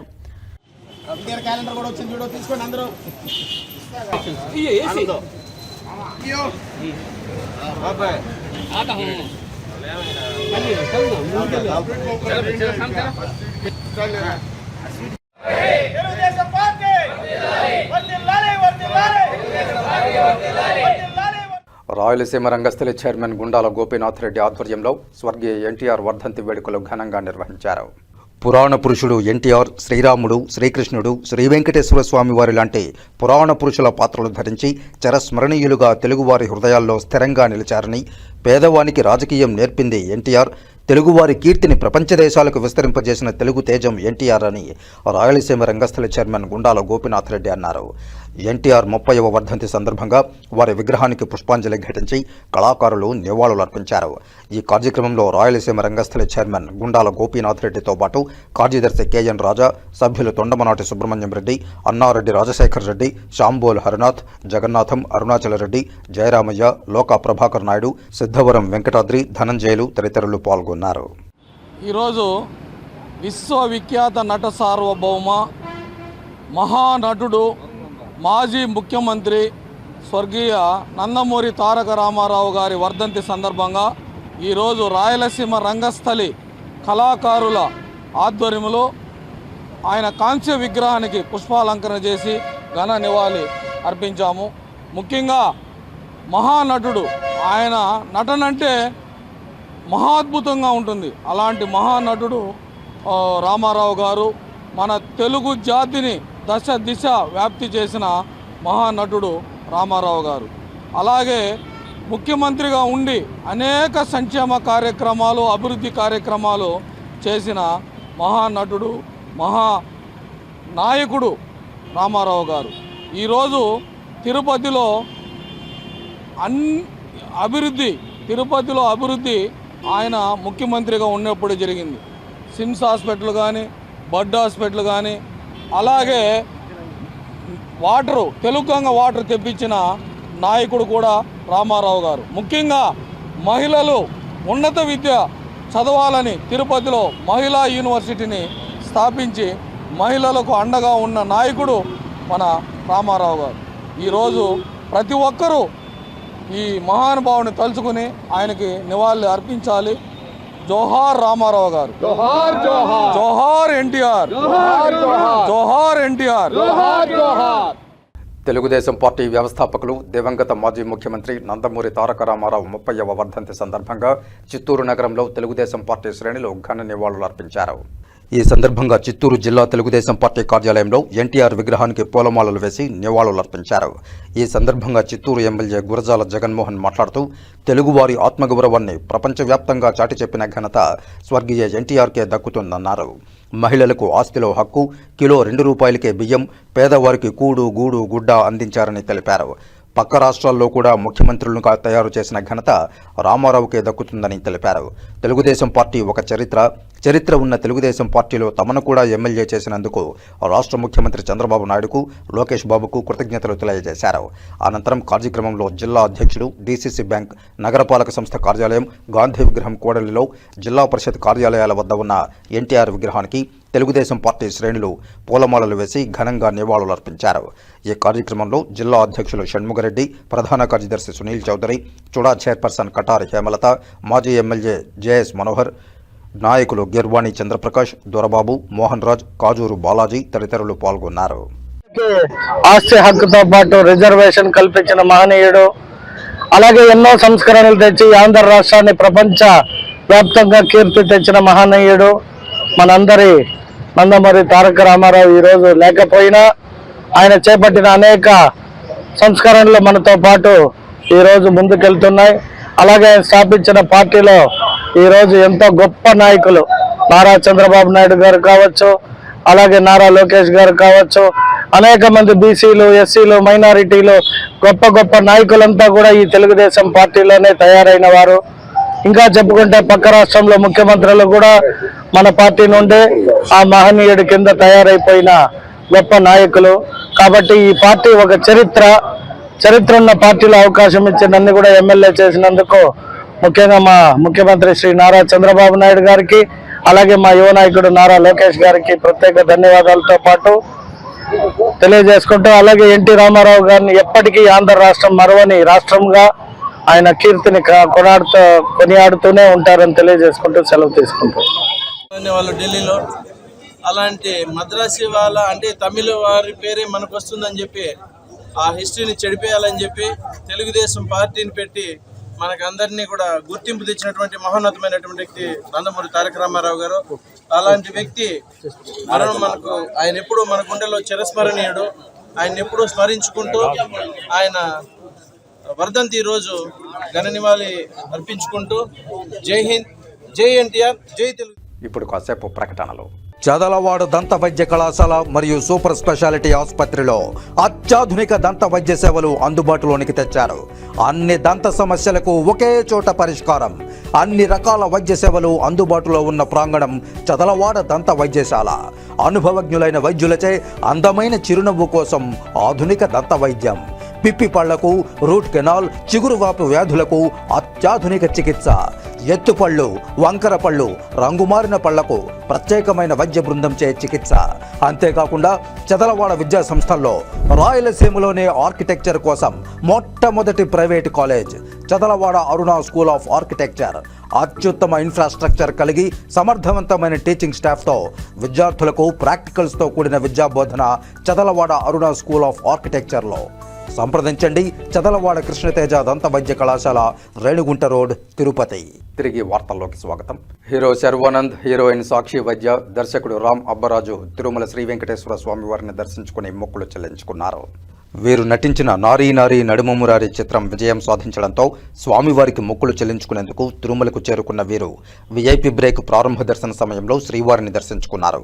దర్శనానంతరం రంగనాయకుల మండపంలో వేద పండితులు వేదాశీర్వచనం పలుకగా ఆలయాధికారులు స్వామివారి వస్త్రంతో సత్కరించి వీరికి శ్రీవారి తీర్థప్రసాదాలను అందజేశారు. మొట్టమొదటిసారి శ్రీవారిని దర్శించుకున్నానని, స్వామివారిని దర్శించుకోవడం ద్వారా గొప్ప అనుభూతి కలిగిందని, త్వరలోనే మరోసారి శ్రీవారిని దర్శించుకుంటానని హీరోయిన్ సాక్షి వైద్య చెప్పగా, చిత్రం విజయం సాధించడంతో స్వామివారిని దర్శించుకుని మొక్కులు చెల్లించుకున్నామని ప్రేక్షకులందరికీ సంక్రాంతి శుభాకాంక్షలు తెలిపారు hero Sharwanand. In Tirupati Balaji, and I can really feel the positivity here. Thank you so much for the amazing treatment. We have been treated really well, and I will come here once again on my own once he calls. Andhra Pradesh రాష్ట్ర high court న్యాయమూర్తి శ్రీనివాస్, మాజీ మంత్రి RK రోజా, MLC Kalyani Tirumala Shri Venkateswara స్వామి వారిని దర్శించుకుని మొక్కులు చెల్లించుకున్నారు. శ్రీవారి దర్శనార్థం కుటుంబ సభ్యులతో కలిసి తిరుమలకు చేరుకున్న వీరు వీఐపీ బ్రేక్ ప్రారంభ దర్శన సమయంలో శ్రీవారిని దర్శించుకున్నారు. దర్శనానంతరం రంగనాయకుల మండపంలో వేద పండితులు వేదాశీర్వచనం పలుకగా ఆలయ అధికారులు స్వామివారి వస్త్రంతో సత్కరించి వీరికి శ్రీవారి తీర్థప్రసాదాలను అందజేశారు. శ్రీకాళహస్తిలో తై అమావాస్య ఉత్సవంను శాస్త్రోక్తంగా నిర్వహించారు. శ్రీకాళహస్తిలోని భరద్వాజ తీర్థంకు శ్రీ జ్ఞాన ప్రసూనాంబ సమేత శ్రీకాళహస్తీశ్వరుడు వేంచేసి విశేష అభిషేక పూజలను అందుకున్నారు. స్వామి అమ్మవార్లకు విశిష్ట అభిషేకాలు శాస్త్రోక్తంగా నిర్వహించి వేదోక్తంగా పూర్ణాహుతులు సమర్పించారు. ఈ కార్యక్రమానికి ప్రత్యేక అతిథిగా బొజ్జల బృందమ్మ పాల్గొని అధిక సంఖ్యలో భక్తులు భరద్వాజ తీర్థానికి విచ్చేసి స్వామి అమ్మవార్లను దర్శించుకుని భక్తి ప్రపత్తులతో ప్రణమిల్లారు.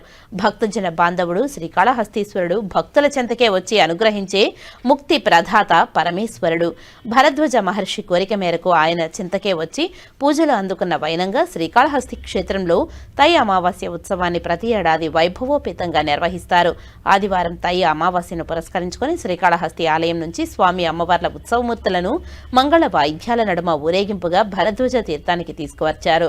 భరద్వాజ తీర్థంలోని భరద్వాజ స్వామివారి ఆలయంలో స్వామి అమ్మవార్లను కొలువు తీర్చారు. ఆలయ అర్చకులు వేద పండితుల ఆధ్వర్యంలో కలశ స్థాపన పూజలు జరిపిన అనంతరం స్వామి అమ్మవార్లకు వివిధ రకాల సుగంధ ద్రవ్యాలతో విశిష్ట అభిషేకాలను జరిపారు. అనంతరం స్వామి అమ్మవార్లకు దివ్య అలంకారాలు చేసిన అనంతరం ధూపదీప నైవేద్యాలను నివేదించి వేద మంత్ర పుష్ప సమర్పణ చేశారు. వేదోక్తంగా పూర్ణాహుతులు సమర్పించారు. స్వామి అమ్మవార్ల దర్శనానికి పెద్ద ఎత్తున భక్తులు తరలివచ్చి అభిషేకాన్ని తిలకించి భక్తి ప్రపత్తులతో శంభో శంకర అంటూ మ్రొక్కులు చెల్లిస్తూ ప్రణమిల్లారు. ఈ విశేష ఉత్సవంలో బృందమ్మ, ఆలయ డెప్యూటీఓ కృష్ణారెడ్డి దంపతులు, విద్యాసాగర్ రెడ్డి, సుదర్శన్ తదితరులు పాల్గొన్నారు. శ్రీకాళహస్తీశ్వర ఆలయంలో తై అమావాస్య సందర్భంగా గ్రామోత్సవం ఉత్సవాన్ని అంగరంగ వైభవంగా నిర్వహించారు. తై అమావాస్య పర్వదినం కైలాసనాథుల్ని దర్శించుకుంటూ భక్తులు కర్పూర నీరాజనాలు పట్టి హరహర మహదేవ అంటూ ప్రణమిల్లారు.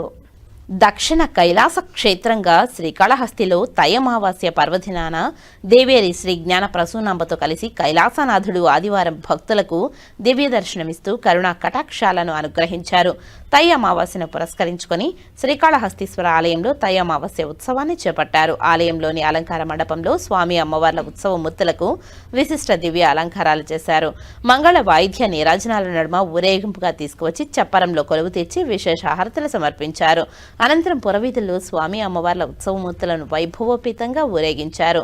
తై అమావాస్య పర్వదినం సందర్భంగా కైలాసనాథుడి దివ్యమంగళ స్వరూపాలను దర్శించుకుంటూ ఆధ్యాత్మిక ఆనందంతో పులకరిస్తూ భక్తులు హరహర మహదేవ, శంభో శంకర అంటూ భక్తి ప్రపత్తులతో ప్రణమిల్లి కర్పూర నీరాజనాలు పట్టి మ్రొక్కులు చెల్లించుకున్నారు. ఈ ఉత్సవంలో శివభక్తులు డమరుకాలు మోగిస్తూ శంఖారావంతో భక్తి ప్రపత్తులను చాటుకున్నారు. ఈ విశేష ఉత్సవంలో దేవస్థానం అధికారులు, deputy EO Krishnareddy, temple superintendent Nagabhushanam Yadav, ఆలయ అధికారులు విశేష సంఖ్యలో భక్తులు పాల్గొన్నారు. కాణిపాకం వరసిద్ధి వినాయక స్వామివారిని నారీ నారీ నడుమ మురారి చిత్ర బృందం దర్శించుకుంది. ఆలయ అధికారులు దర్శన ఏర్పాట్లను చేశారు. నటుడు శర్వానంద్, నటి సాక్షి వైద్య, దర్శకుడు రామ్ అబ్బరాజు కాణిపాకం శ్రీ వరసిద్ధి వినాయక స్వామివారిని దర్శించుకున్నారు. ఈ సందర్భంగా ఆలయ అధికారులు దర్శన ఏర్పాట్లు చేసి వేద పండితులచే ఆశీర్వచనం చేసి తీర్థ ప్రసాదాలను అందజేశారు.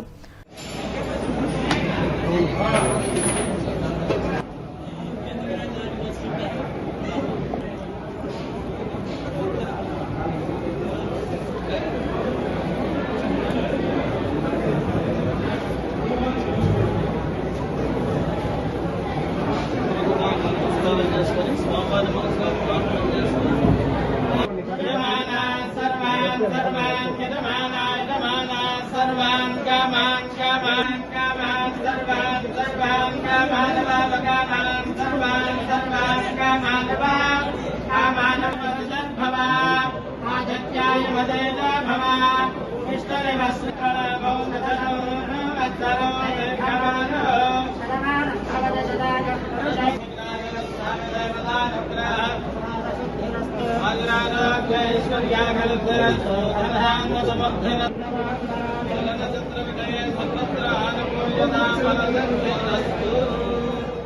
స్వయంభుగా వెలిసిన శ్రీ కాణిపాక వరసిద్ధి వినాయక స్వామి వారిని ఆంధ్రప్రదేశ్ రాష్ట్ర హైకోర్టు న్యాయమూర్తి జస్టిస్ ఎం కిరణ్మయి దర్శించుకున్నారు. ఆలయ అధికారులు దర్శన ఏర్పాట్లను చేసి స్వామివారి తీర్థ ప్రసాదాలను అందజేశారు.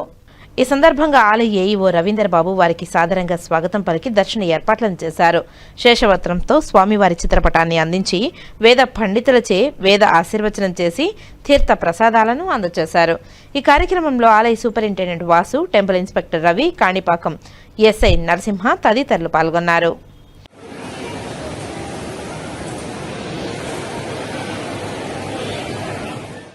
గోపద, గోవుల అక్రమ రవాణా, స్మగ్లింగ్ను సంపూర్ణ నిషేధం అమలే లక్ష్యంగా ఆధ్యాత్మిక ఆలయాల పర్యటన చేపడుతున్నట్టు అఖిల భారత మహాసభ పార్టీ జాతీయ అధ్యక్షురాలు రాజశ్రీ చౌదరి తిరుపతి ప్రెస్ క్లబ్లో ఆదివారం మీడియా సమావేశంలో వారి బృందంతో కలిసి తెలిపారు. I'm extremely privileged to get the opportunity of visiting this holy place of Tirupati, one of the foremost Vaishnav Dhams. The purpose of my tour is to visit the spiritual portals of our country. Our freedom fighters fought not for food, shelter and clothing, but for our identity. Ek nishan, ek bidhan or ek pehchan. Pehchan means identity. And Tirupati and places as spiritual as this are our main sources of identifying ourselves as Indians. So on behalf of Hindu Mahasabha, since our birth in 1882, followed by our registration in 1915, it has been our aim to get back what we have lost due to the invaders. Invaders did not snatch food from us, clothing from us or shelter from us. They tried to culturally demean us. They tried to snatch away our identity, hamara pehchan. Who are we? And our freedom fighters fought not because to give us food, to give us clothing and shelter merely, but to give us that pride that we are Indians and we are the torch bearers of this great civilization called the Sanatan civilization, which is the cradle of all civilizations of the world. India ko agar Vishwa Guru banna hai, if India has to become Vishwa Guru, India has to revive, restore its cultural, spiritual, moral identity. And this tour is mainly because of that. And of course, I'm very pleased for a lovely darshan that I had of Balaji yesterday. The system is amazing, and I would request through your media to the political system to make all temples government free, tax free. Because if the temples are politicized and if their income is taxed, and that tax income goes for various activities which is not in conformity with the devotees' donation, then it is breach of trust between the devotees and the political system. So my intention of calling this press meet is to voice the Hindu Mahasabha's concern of what is going on with the game that is playing, money game that is going on with our temples and the government. All state governments, all central government departments need to stay away from temple funds, temple administration, temple management, and leave it to the priests, leave it to the local spiritualists who are entitled and specialized to run all the temples. And ethically, if churches are not taxed, if gurudwaras are not taxed, if pagodas are not taxed, if masjids are not taxed, ethically temple funds should not be taxed.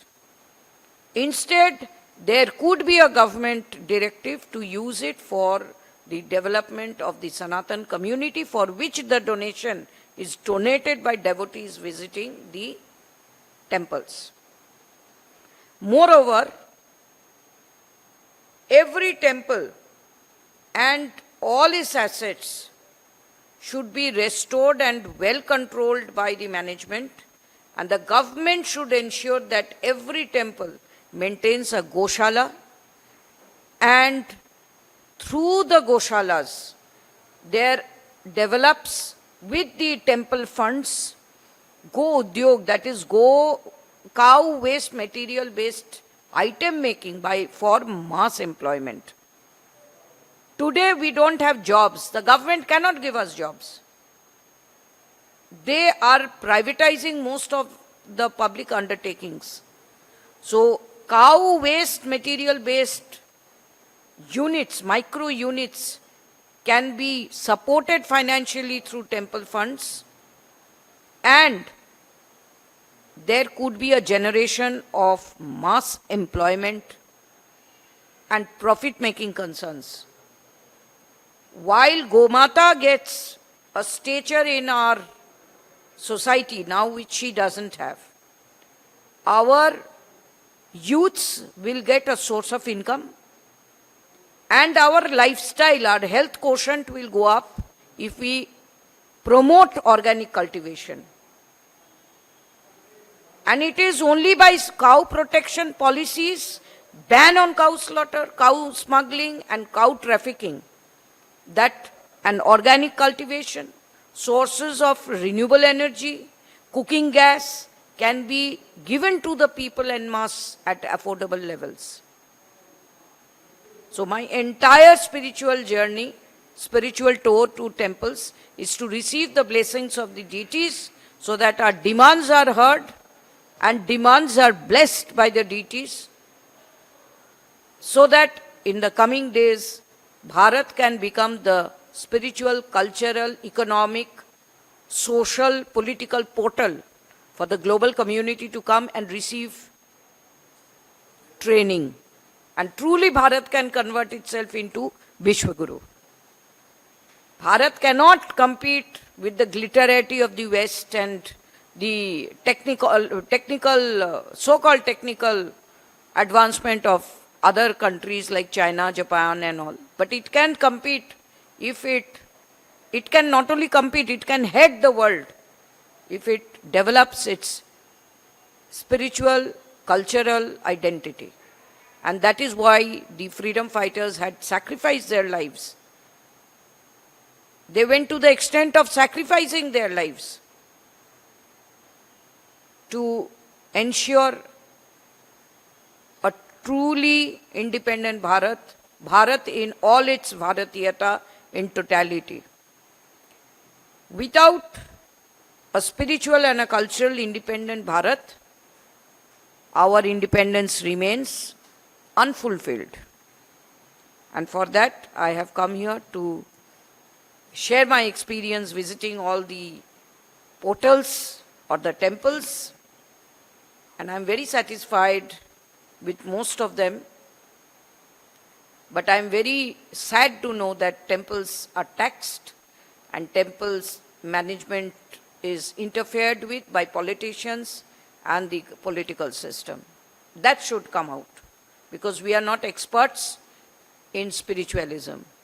Experts should handle. MBA cannot handle medical profession and doctor cannot manage a corporate body. So politicians should not interfere in temple making, temple management and temple funds. Let the spiritualists, the priests and the devotees form a management and give services to the community and make our lives organic and temple-centric and ensure protection to our cow family. Hindu Mahasabha on 6th of December last year, that is not 2025 but in 2024, we had already made the last rites of Muhammad Yunus as our protest in the river Yamuna. We had conducted his last rites, saying that he is a dead person for us, he is a ghost for us, And I have written to the Nobel Committee to withdraw his Nobel Peace Prize.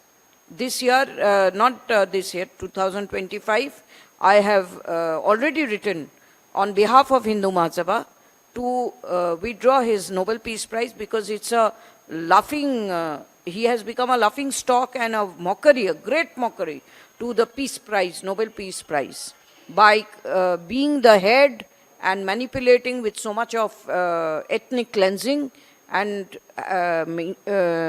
treating the people with so much of atrocities.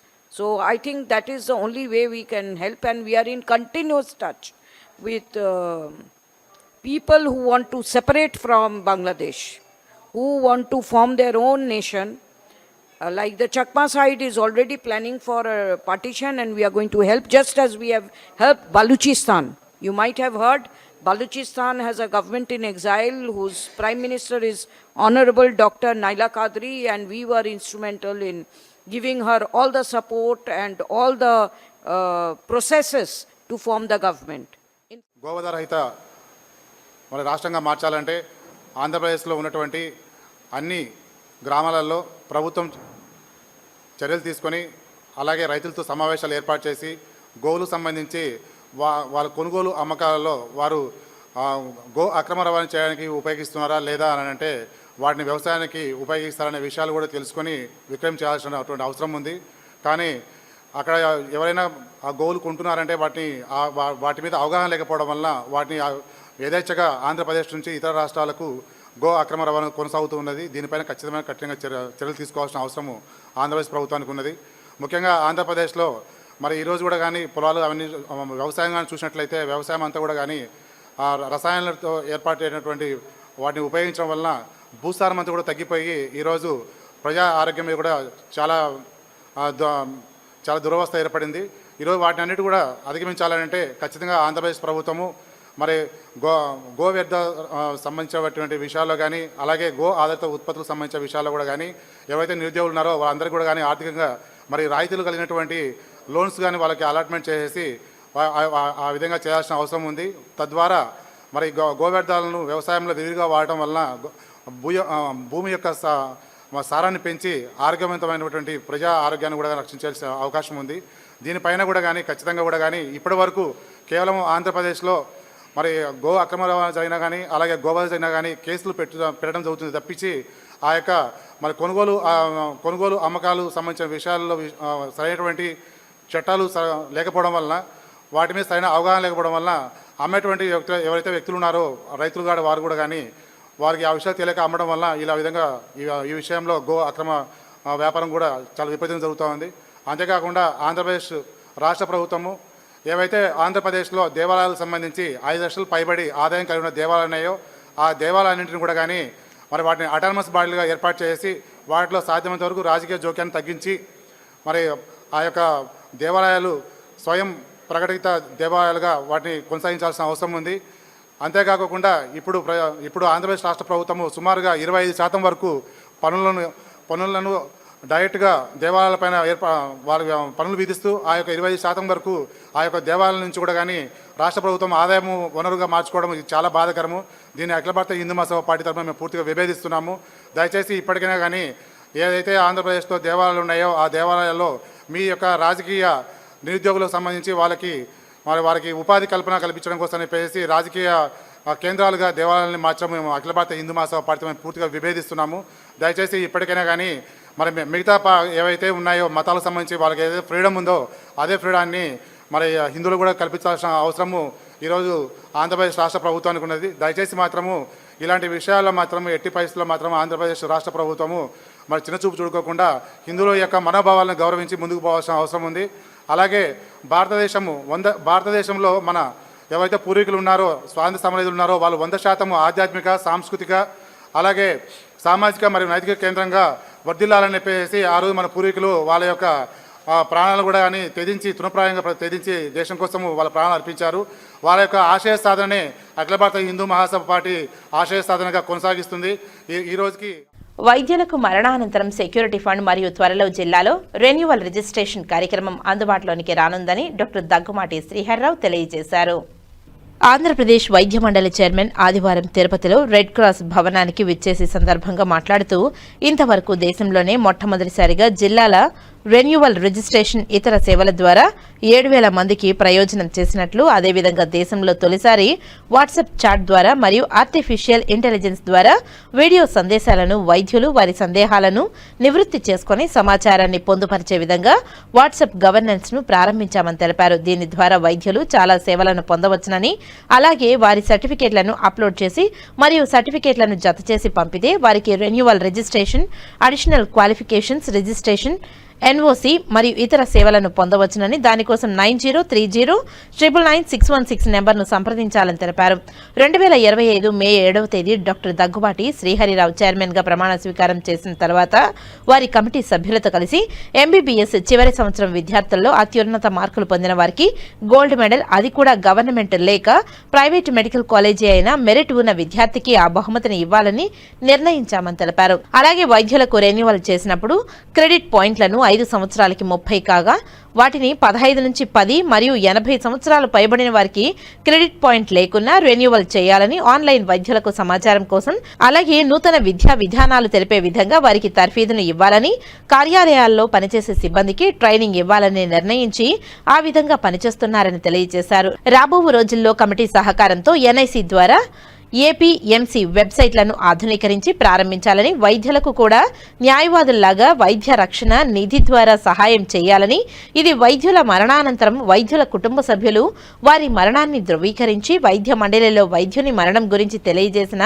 వైద్యుల రక్షణకు వైద్యుల నుండి సమీకరించిన మూలధనం నుండి వారి కుటుంబానికి సహాయం చేస్తామని తెలిపారు. అలాగే గతంలో జిల్లాలో నిర్వహించిన రెన్యువల్ రిజిస్ట్రేషన్ కార్యక్రమాన్ని త్వరలో పునఃప్రారంభం చేస్తామని, అలాగే జిల్లాలో యాంటీ క్వాకరీ కమిటీలను ప్రారంభించాలని, అంటే అలోపిత డిగ్రీ చేసిన వైద్యులకు కాకుండా ఇతర నకిలీ వైద్యులు అలోపిత ద్వారా వైద్యం చేసే వారిపై కఠిన చర్యలు తీసుకుంటామని తెలిపారు. అదేవిధంగా కార్యాలయ సిబ్బందికి సర్వీసును క్రమబద్ధీకరించి వారి వేతనాలను సర్వీసును అనుకూలంగా ఇవ్వడం, వారి రిటైర్మెంట్ వయసును ప్రభుత్వ ఉద్యోగుల వలె ప్రభుత్వ అనుమతితో నిర్ణయించాలని, అలాగే వారికి పెన్షన్ విధానాన్ని ప్రభుత్వ అనుమతితో అమలు చేయాలని, జాతీయ వైద్యుల సదస్సును విజయవాడలో, అంతర్జాతీయ వైద్యుల సదస్సును విశాఖపట్నంలో నిర్వహించే విధంగా సభ్యులందరి సహాయ సహకారాలతో త్వరలో కార్యాచరణ చేస్తామని తెలిపారు. అదేవిధంగా ప్రభుత్వ వైద్య శాఖ మంత్రి అనుమతితో త్వరలో మా సొంత స్థలంలో ఆంధ్రప్రదేశ్ వైద్య మండలి భవనంను మా సొంత నిధులతో ప్రారంభించాలని అనుకున్నామని ప్రకటించారు.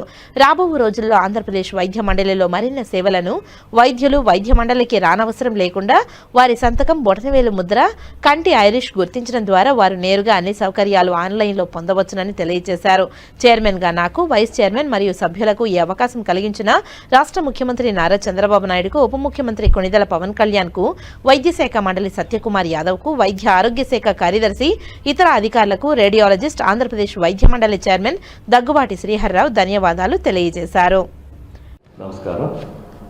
ఆంధ్రప్రదేశ్ మెడికల్ కౌన్సిల్ చైర్మన్గా నేను మే 7వ తారీఖున 2025లో ఛార్జ్ తీసుకోవడం జరిగింది. అప్పటి నుండి కూడా ఈ ఏపీ మెడికల్ కౌన్సిల్లో ఉన్నటువంటి రిజిస్ట్రేషన్స్, అదేవిధంగా ఎథిక్స్కి సంబంధించి రెగ్యులేషన్ యాక్టివిటీస్ గురించి మా వైద్యులందరూ కూడా తెలియజేయటం, దాన్ని కావాల్సినటువంటి మెంబర్షిప్ డ్రైవ్, ఎవరైతే రెన్యువల్ కానీ రిజిస్ట్రేషన్ రెగ్యులరైజ్ చేసుకోవాల్సిన డాక్టర్లందరూ కూడా డిస్టిక్ లెవెల్లో కూడా ప్రోగ్రామ్స్ తీసుకొచ్చి డిస్టిక్ లెవెల్లో కూడా రిజిస్ట్రేషన్ దగ్గర 7,000 మందికి మేము చేయటం జరిగింది. ఇప్పుడు మాకు 55,000 మంది యాక్టివ్గా మెంబర్లు ఉన్నారు. వాళ్ళు 7,000 మంది మేము జిల్లాలో తిరిగి చేయడం జరిగింది.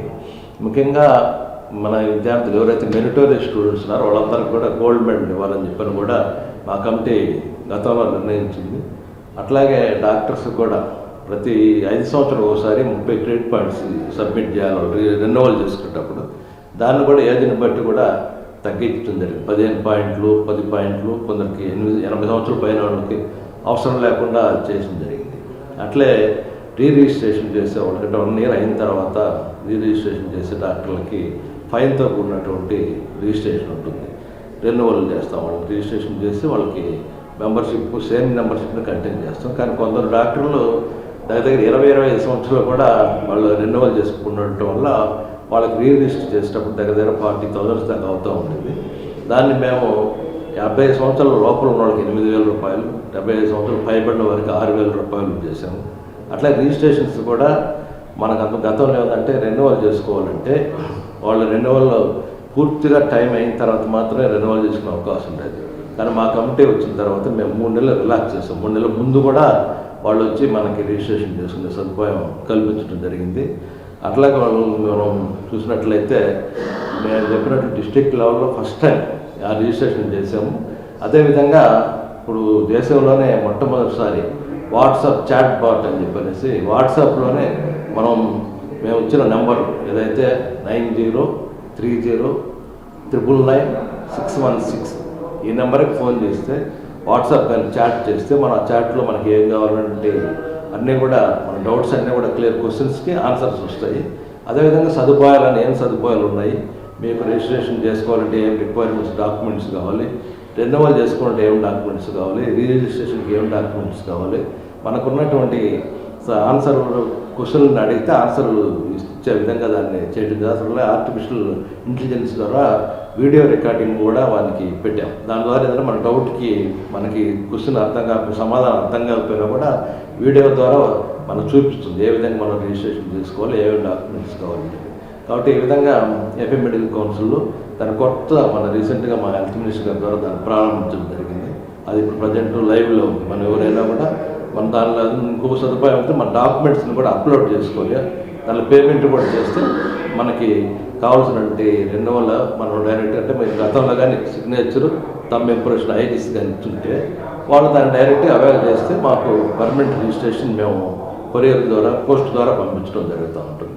కాబట్టి ఇటువంటి సదుపాయాలు ఇటువంటి కార్యక్రమాలన్నీ కూడా చేస్తాము. అట్లా మా స్టాఫ్ కూడా మేము వాళ్ళకి కావాల్సినటువంటి ట్రైనింగ్ ఇప్పించాలని చెప్పని, అదేవిధంగా వాళ్ళకి ఇవ్వాల్సిన బోనస్లు వాళ్ళు ఇచ్చే విధంగా వాళ్ళ శాలరీని కూడా కొంచెం రెగ్యులరైజ్ చేసి వాళ్ళ సర్వీస్ని రెగ్యులరైజ్ చేసి శాలరీ ఫిక్సేషన్ చేయాలని చెప్పని, వాళ్ళ రిటైర్మెంట్ ఏజ్ కూడా గవర్నమెంట్ ఏ విధంగా రిటైర్మెంట్ ఏజ్ ఫిక్స్ చేసింది దాని గవర్నమెంట్ పర్మిషన్ తోటి కూడా ఇవన్నీ కూడా ఇంప్లిమెంట్ చేయాలని చెప్పనే విధంగా వాళ్ళకి సదుపాయాలు కల్పిస్తూ ఉన్నాం స్టాఫ్ కూడా.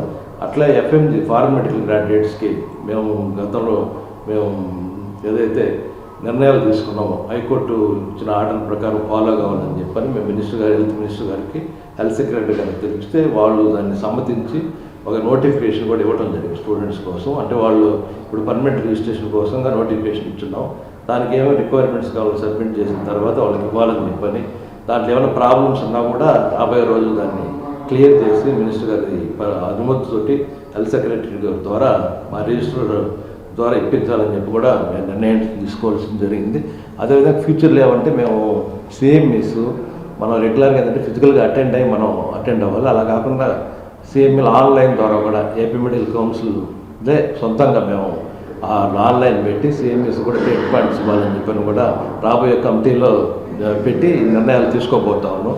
అట్లే డాక్టర్ సెక్యూరిటీ ఫండ్ అని చెప్పని డాక్టర్ చనిపోయినప్పుడు వాళ్ళు ఫండ్ కొంత ఏపీ మెడికల్ కౌన్సిల్, ఎందుకంటే ఇప్పుడు ప్రజెంట్ న్యాయవాదులకి ఈ విధమైన ఫండ్ ఉంది, దాన్ని బేసిక్గా తీసుకొని దాని ద్వారా న్యాయవాదులకు ఎట్లా ఇస్తున్నామో చనిపోయిన వాళ్ళకు కూడా వాళ్ళకి ఫండ్ కొంత అమౌంట్ నామినల్గా ఎంత చేయాలన్నది కూడా కమిటీ నిర్ణయిస్తుంది.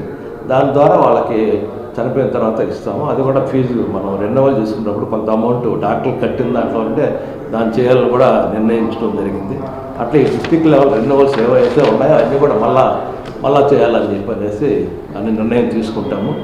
అట్లే యాంటీ క్వాకరీ కమిటీస్ మనకు జిల్లా లెవెల్లో కమిటీలు వేసేసి మేము గతంలో కన్వీనర్ 2 మెంబర్లతోటి ఉండేది, దాన్ని మా మంత్రి గారి అనుమతి కోసం పంపించడం జరిగింది. కాబట్టి దాని ద్వారా మేము కమిటీలు జిల్లాలో యాంటీ క్వాకరీ ఎవరైతే మేము మెడిసిన్ ఎంబీబీఎస్ అలోపతి డిగ్రీలు చేయకుండానే ప్రాక్టీస్ చేసేటువంటి వేరే వాళ్ళందరూ కూడా కట్టడి చేసే విధంగా నియంత్రించే విధంగా కూడా రాబోయే రోజుల్లో కమిటీలు వేస్తామని చెప్పని తెలియజేస్తూ ఉన్నాము. ముఖ్యంగా మనం చూస్తే మాకు ఏపీ మెడికల్ కౌన్సిల్ బిల్డింగ్కి సైట్ ఉంది మాకు ఒకటి సొంతంగా. గతంలో మేము 2014-19లో ఉన్నప్పుడు మేము స్థలం తీసుకుని దాన్ని కూడా సొంత బిల్డింగ్ కట్టేదానికోసం కూడా మొన్న రీసెంట్గా కలిసినప్పుడు హెల్త్ మినిస్టర్ గారి దగ్గర పర్మిషన్ తీసుకున్నాం. కాబట్టి రాబోయే రోజుల్లో ఈ కార్యక్రమాలన్నీ చేసి మా మెడికల్ కౌన్సిల్ ద్వారా national and national level international లెవెల్లో కూడా కాన్ఫరెన్సెస్ పెట్టేసి డాక్టర్స్ ప్రజెంట్ ఎట్లా ఉన్నాయి, లేటెస్ట్ ట్రెండ్స్ ఏదో ఉన్నాయి, వాళ్ళకంతా లేటెస్ట్ ఏదైతే ఆర్టిఫిషియల్ ఇంటెలిజెన్స్, టెలిరేడియాలజీ, లేకపోతే ఈ విధంగా మెడిసిన్లో ఏదైనా అప్గ్రేడేషన్స్ అయినా కూడా తెలిసే విధంగా నేషనల్ కాన్ఫరెన్స్ విజయవాడలో, ఇంటర్నేషనల్ కాన్ఫరెన్స్ విశాఖపట్నంలో పెట్టాలని చెప్పి కూడా రాబోయే రోజుల్లో కమిటీ ద్వారా అన్ని నిర్ణయాలు తీసుకొని చేస్తామని చెప్పని, దీని ద్వారా తప్పకుండా అందరూ కూడా మెడికల్ కౌన్సిల్లో ఉన్నటువంటి సదుపాయాలు అందించుకొని అందరూ రెగ్యులర్ రిజిస్ట్రేషన్ చేసుకొని వాళ్ళు ప్రాక్టీస్ చేయాలని, రెగ్యులర్ రిజిస్ట్రేషన్ లేనటువంటి డాక్టర్ల మీద ఏపీ మెడికల్ కౌన్సిల్ ఎప్పుడైనా కూడా వాళ్ళ మీద నిర్ణయం తీసుకొని యాక్షన్ తీసుకునే అవకాశం ఉంటుంది. కాబట్టి ప్రతి ఒక్కరు కూడా ఎథికల్గా ప్రాక్టీస్ చేయాలని సందర్భంగా కోరుకుంటున్నాను. వార్తలు ముగించే ముందు ముఖ్యాంశాలు మరోసారి. ప్రజలే దేవుళ్ళు, సమాజమే దేవాలయంగా భావించిన మహానేత ఎన్టీఆర్.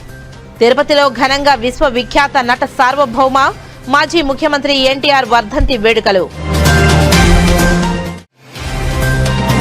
తెలుగువారి ఆత్మగౌరవాన్ని ప్రపంచవ్యాప్తంగా చాటిన ఘనత ఎన్టీఆర్దే. చిత్తూరు, శ్రీకాళహస్తిలో ఘనంగా మాజీ ముఖ్యమంత్రి ఎన్టీఆర్ వర్ధంతి వేడుకలు. ఎన్టీఆర్ విగ్రహానికి పాలాభిషేకం చేసిన టీడీపీ శ్రేణులు. అభివృద్ధికి ఆమడ దూరంలో పిల్లమేడు గిరిజన కాలనీ. పూరి గుడిసెల్లో తలదాచుకుంటున్న పుత్రులు. గిరి పుత్రులకు గూడు కావాలని ఆవేదన. సిటీ కృష్ణతేజ ఛానల్ ప్రత్యేక కథనం.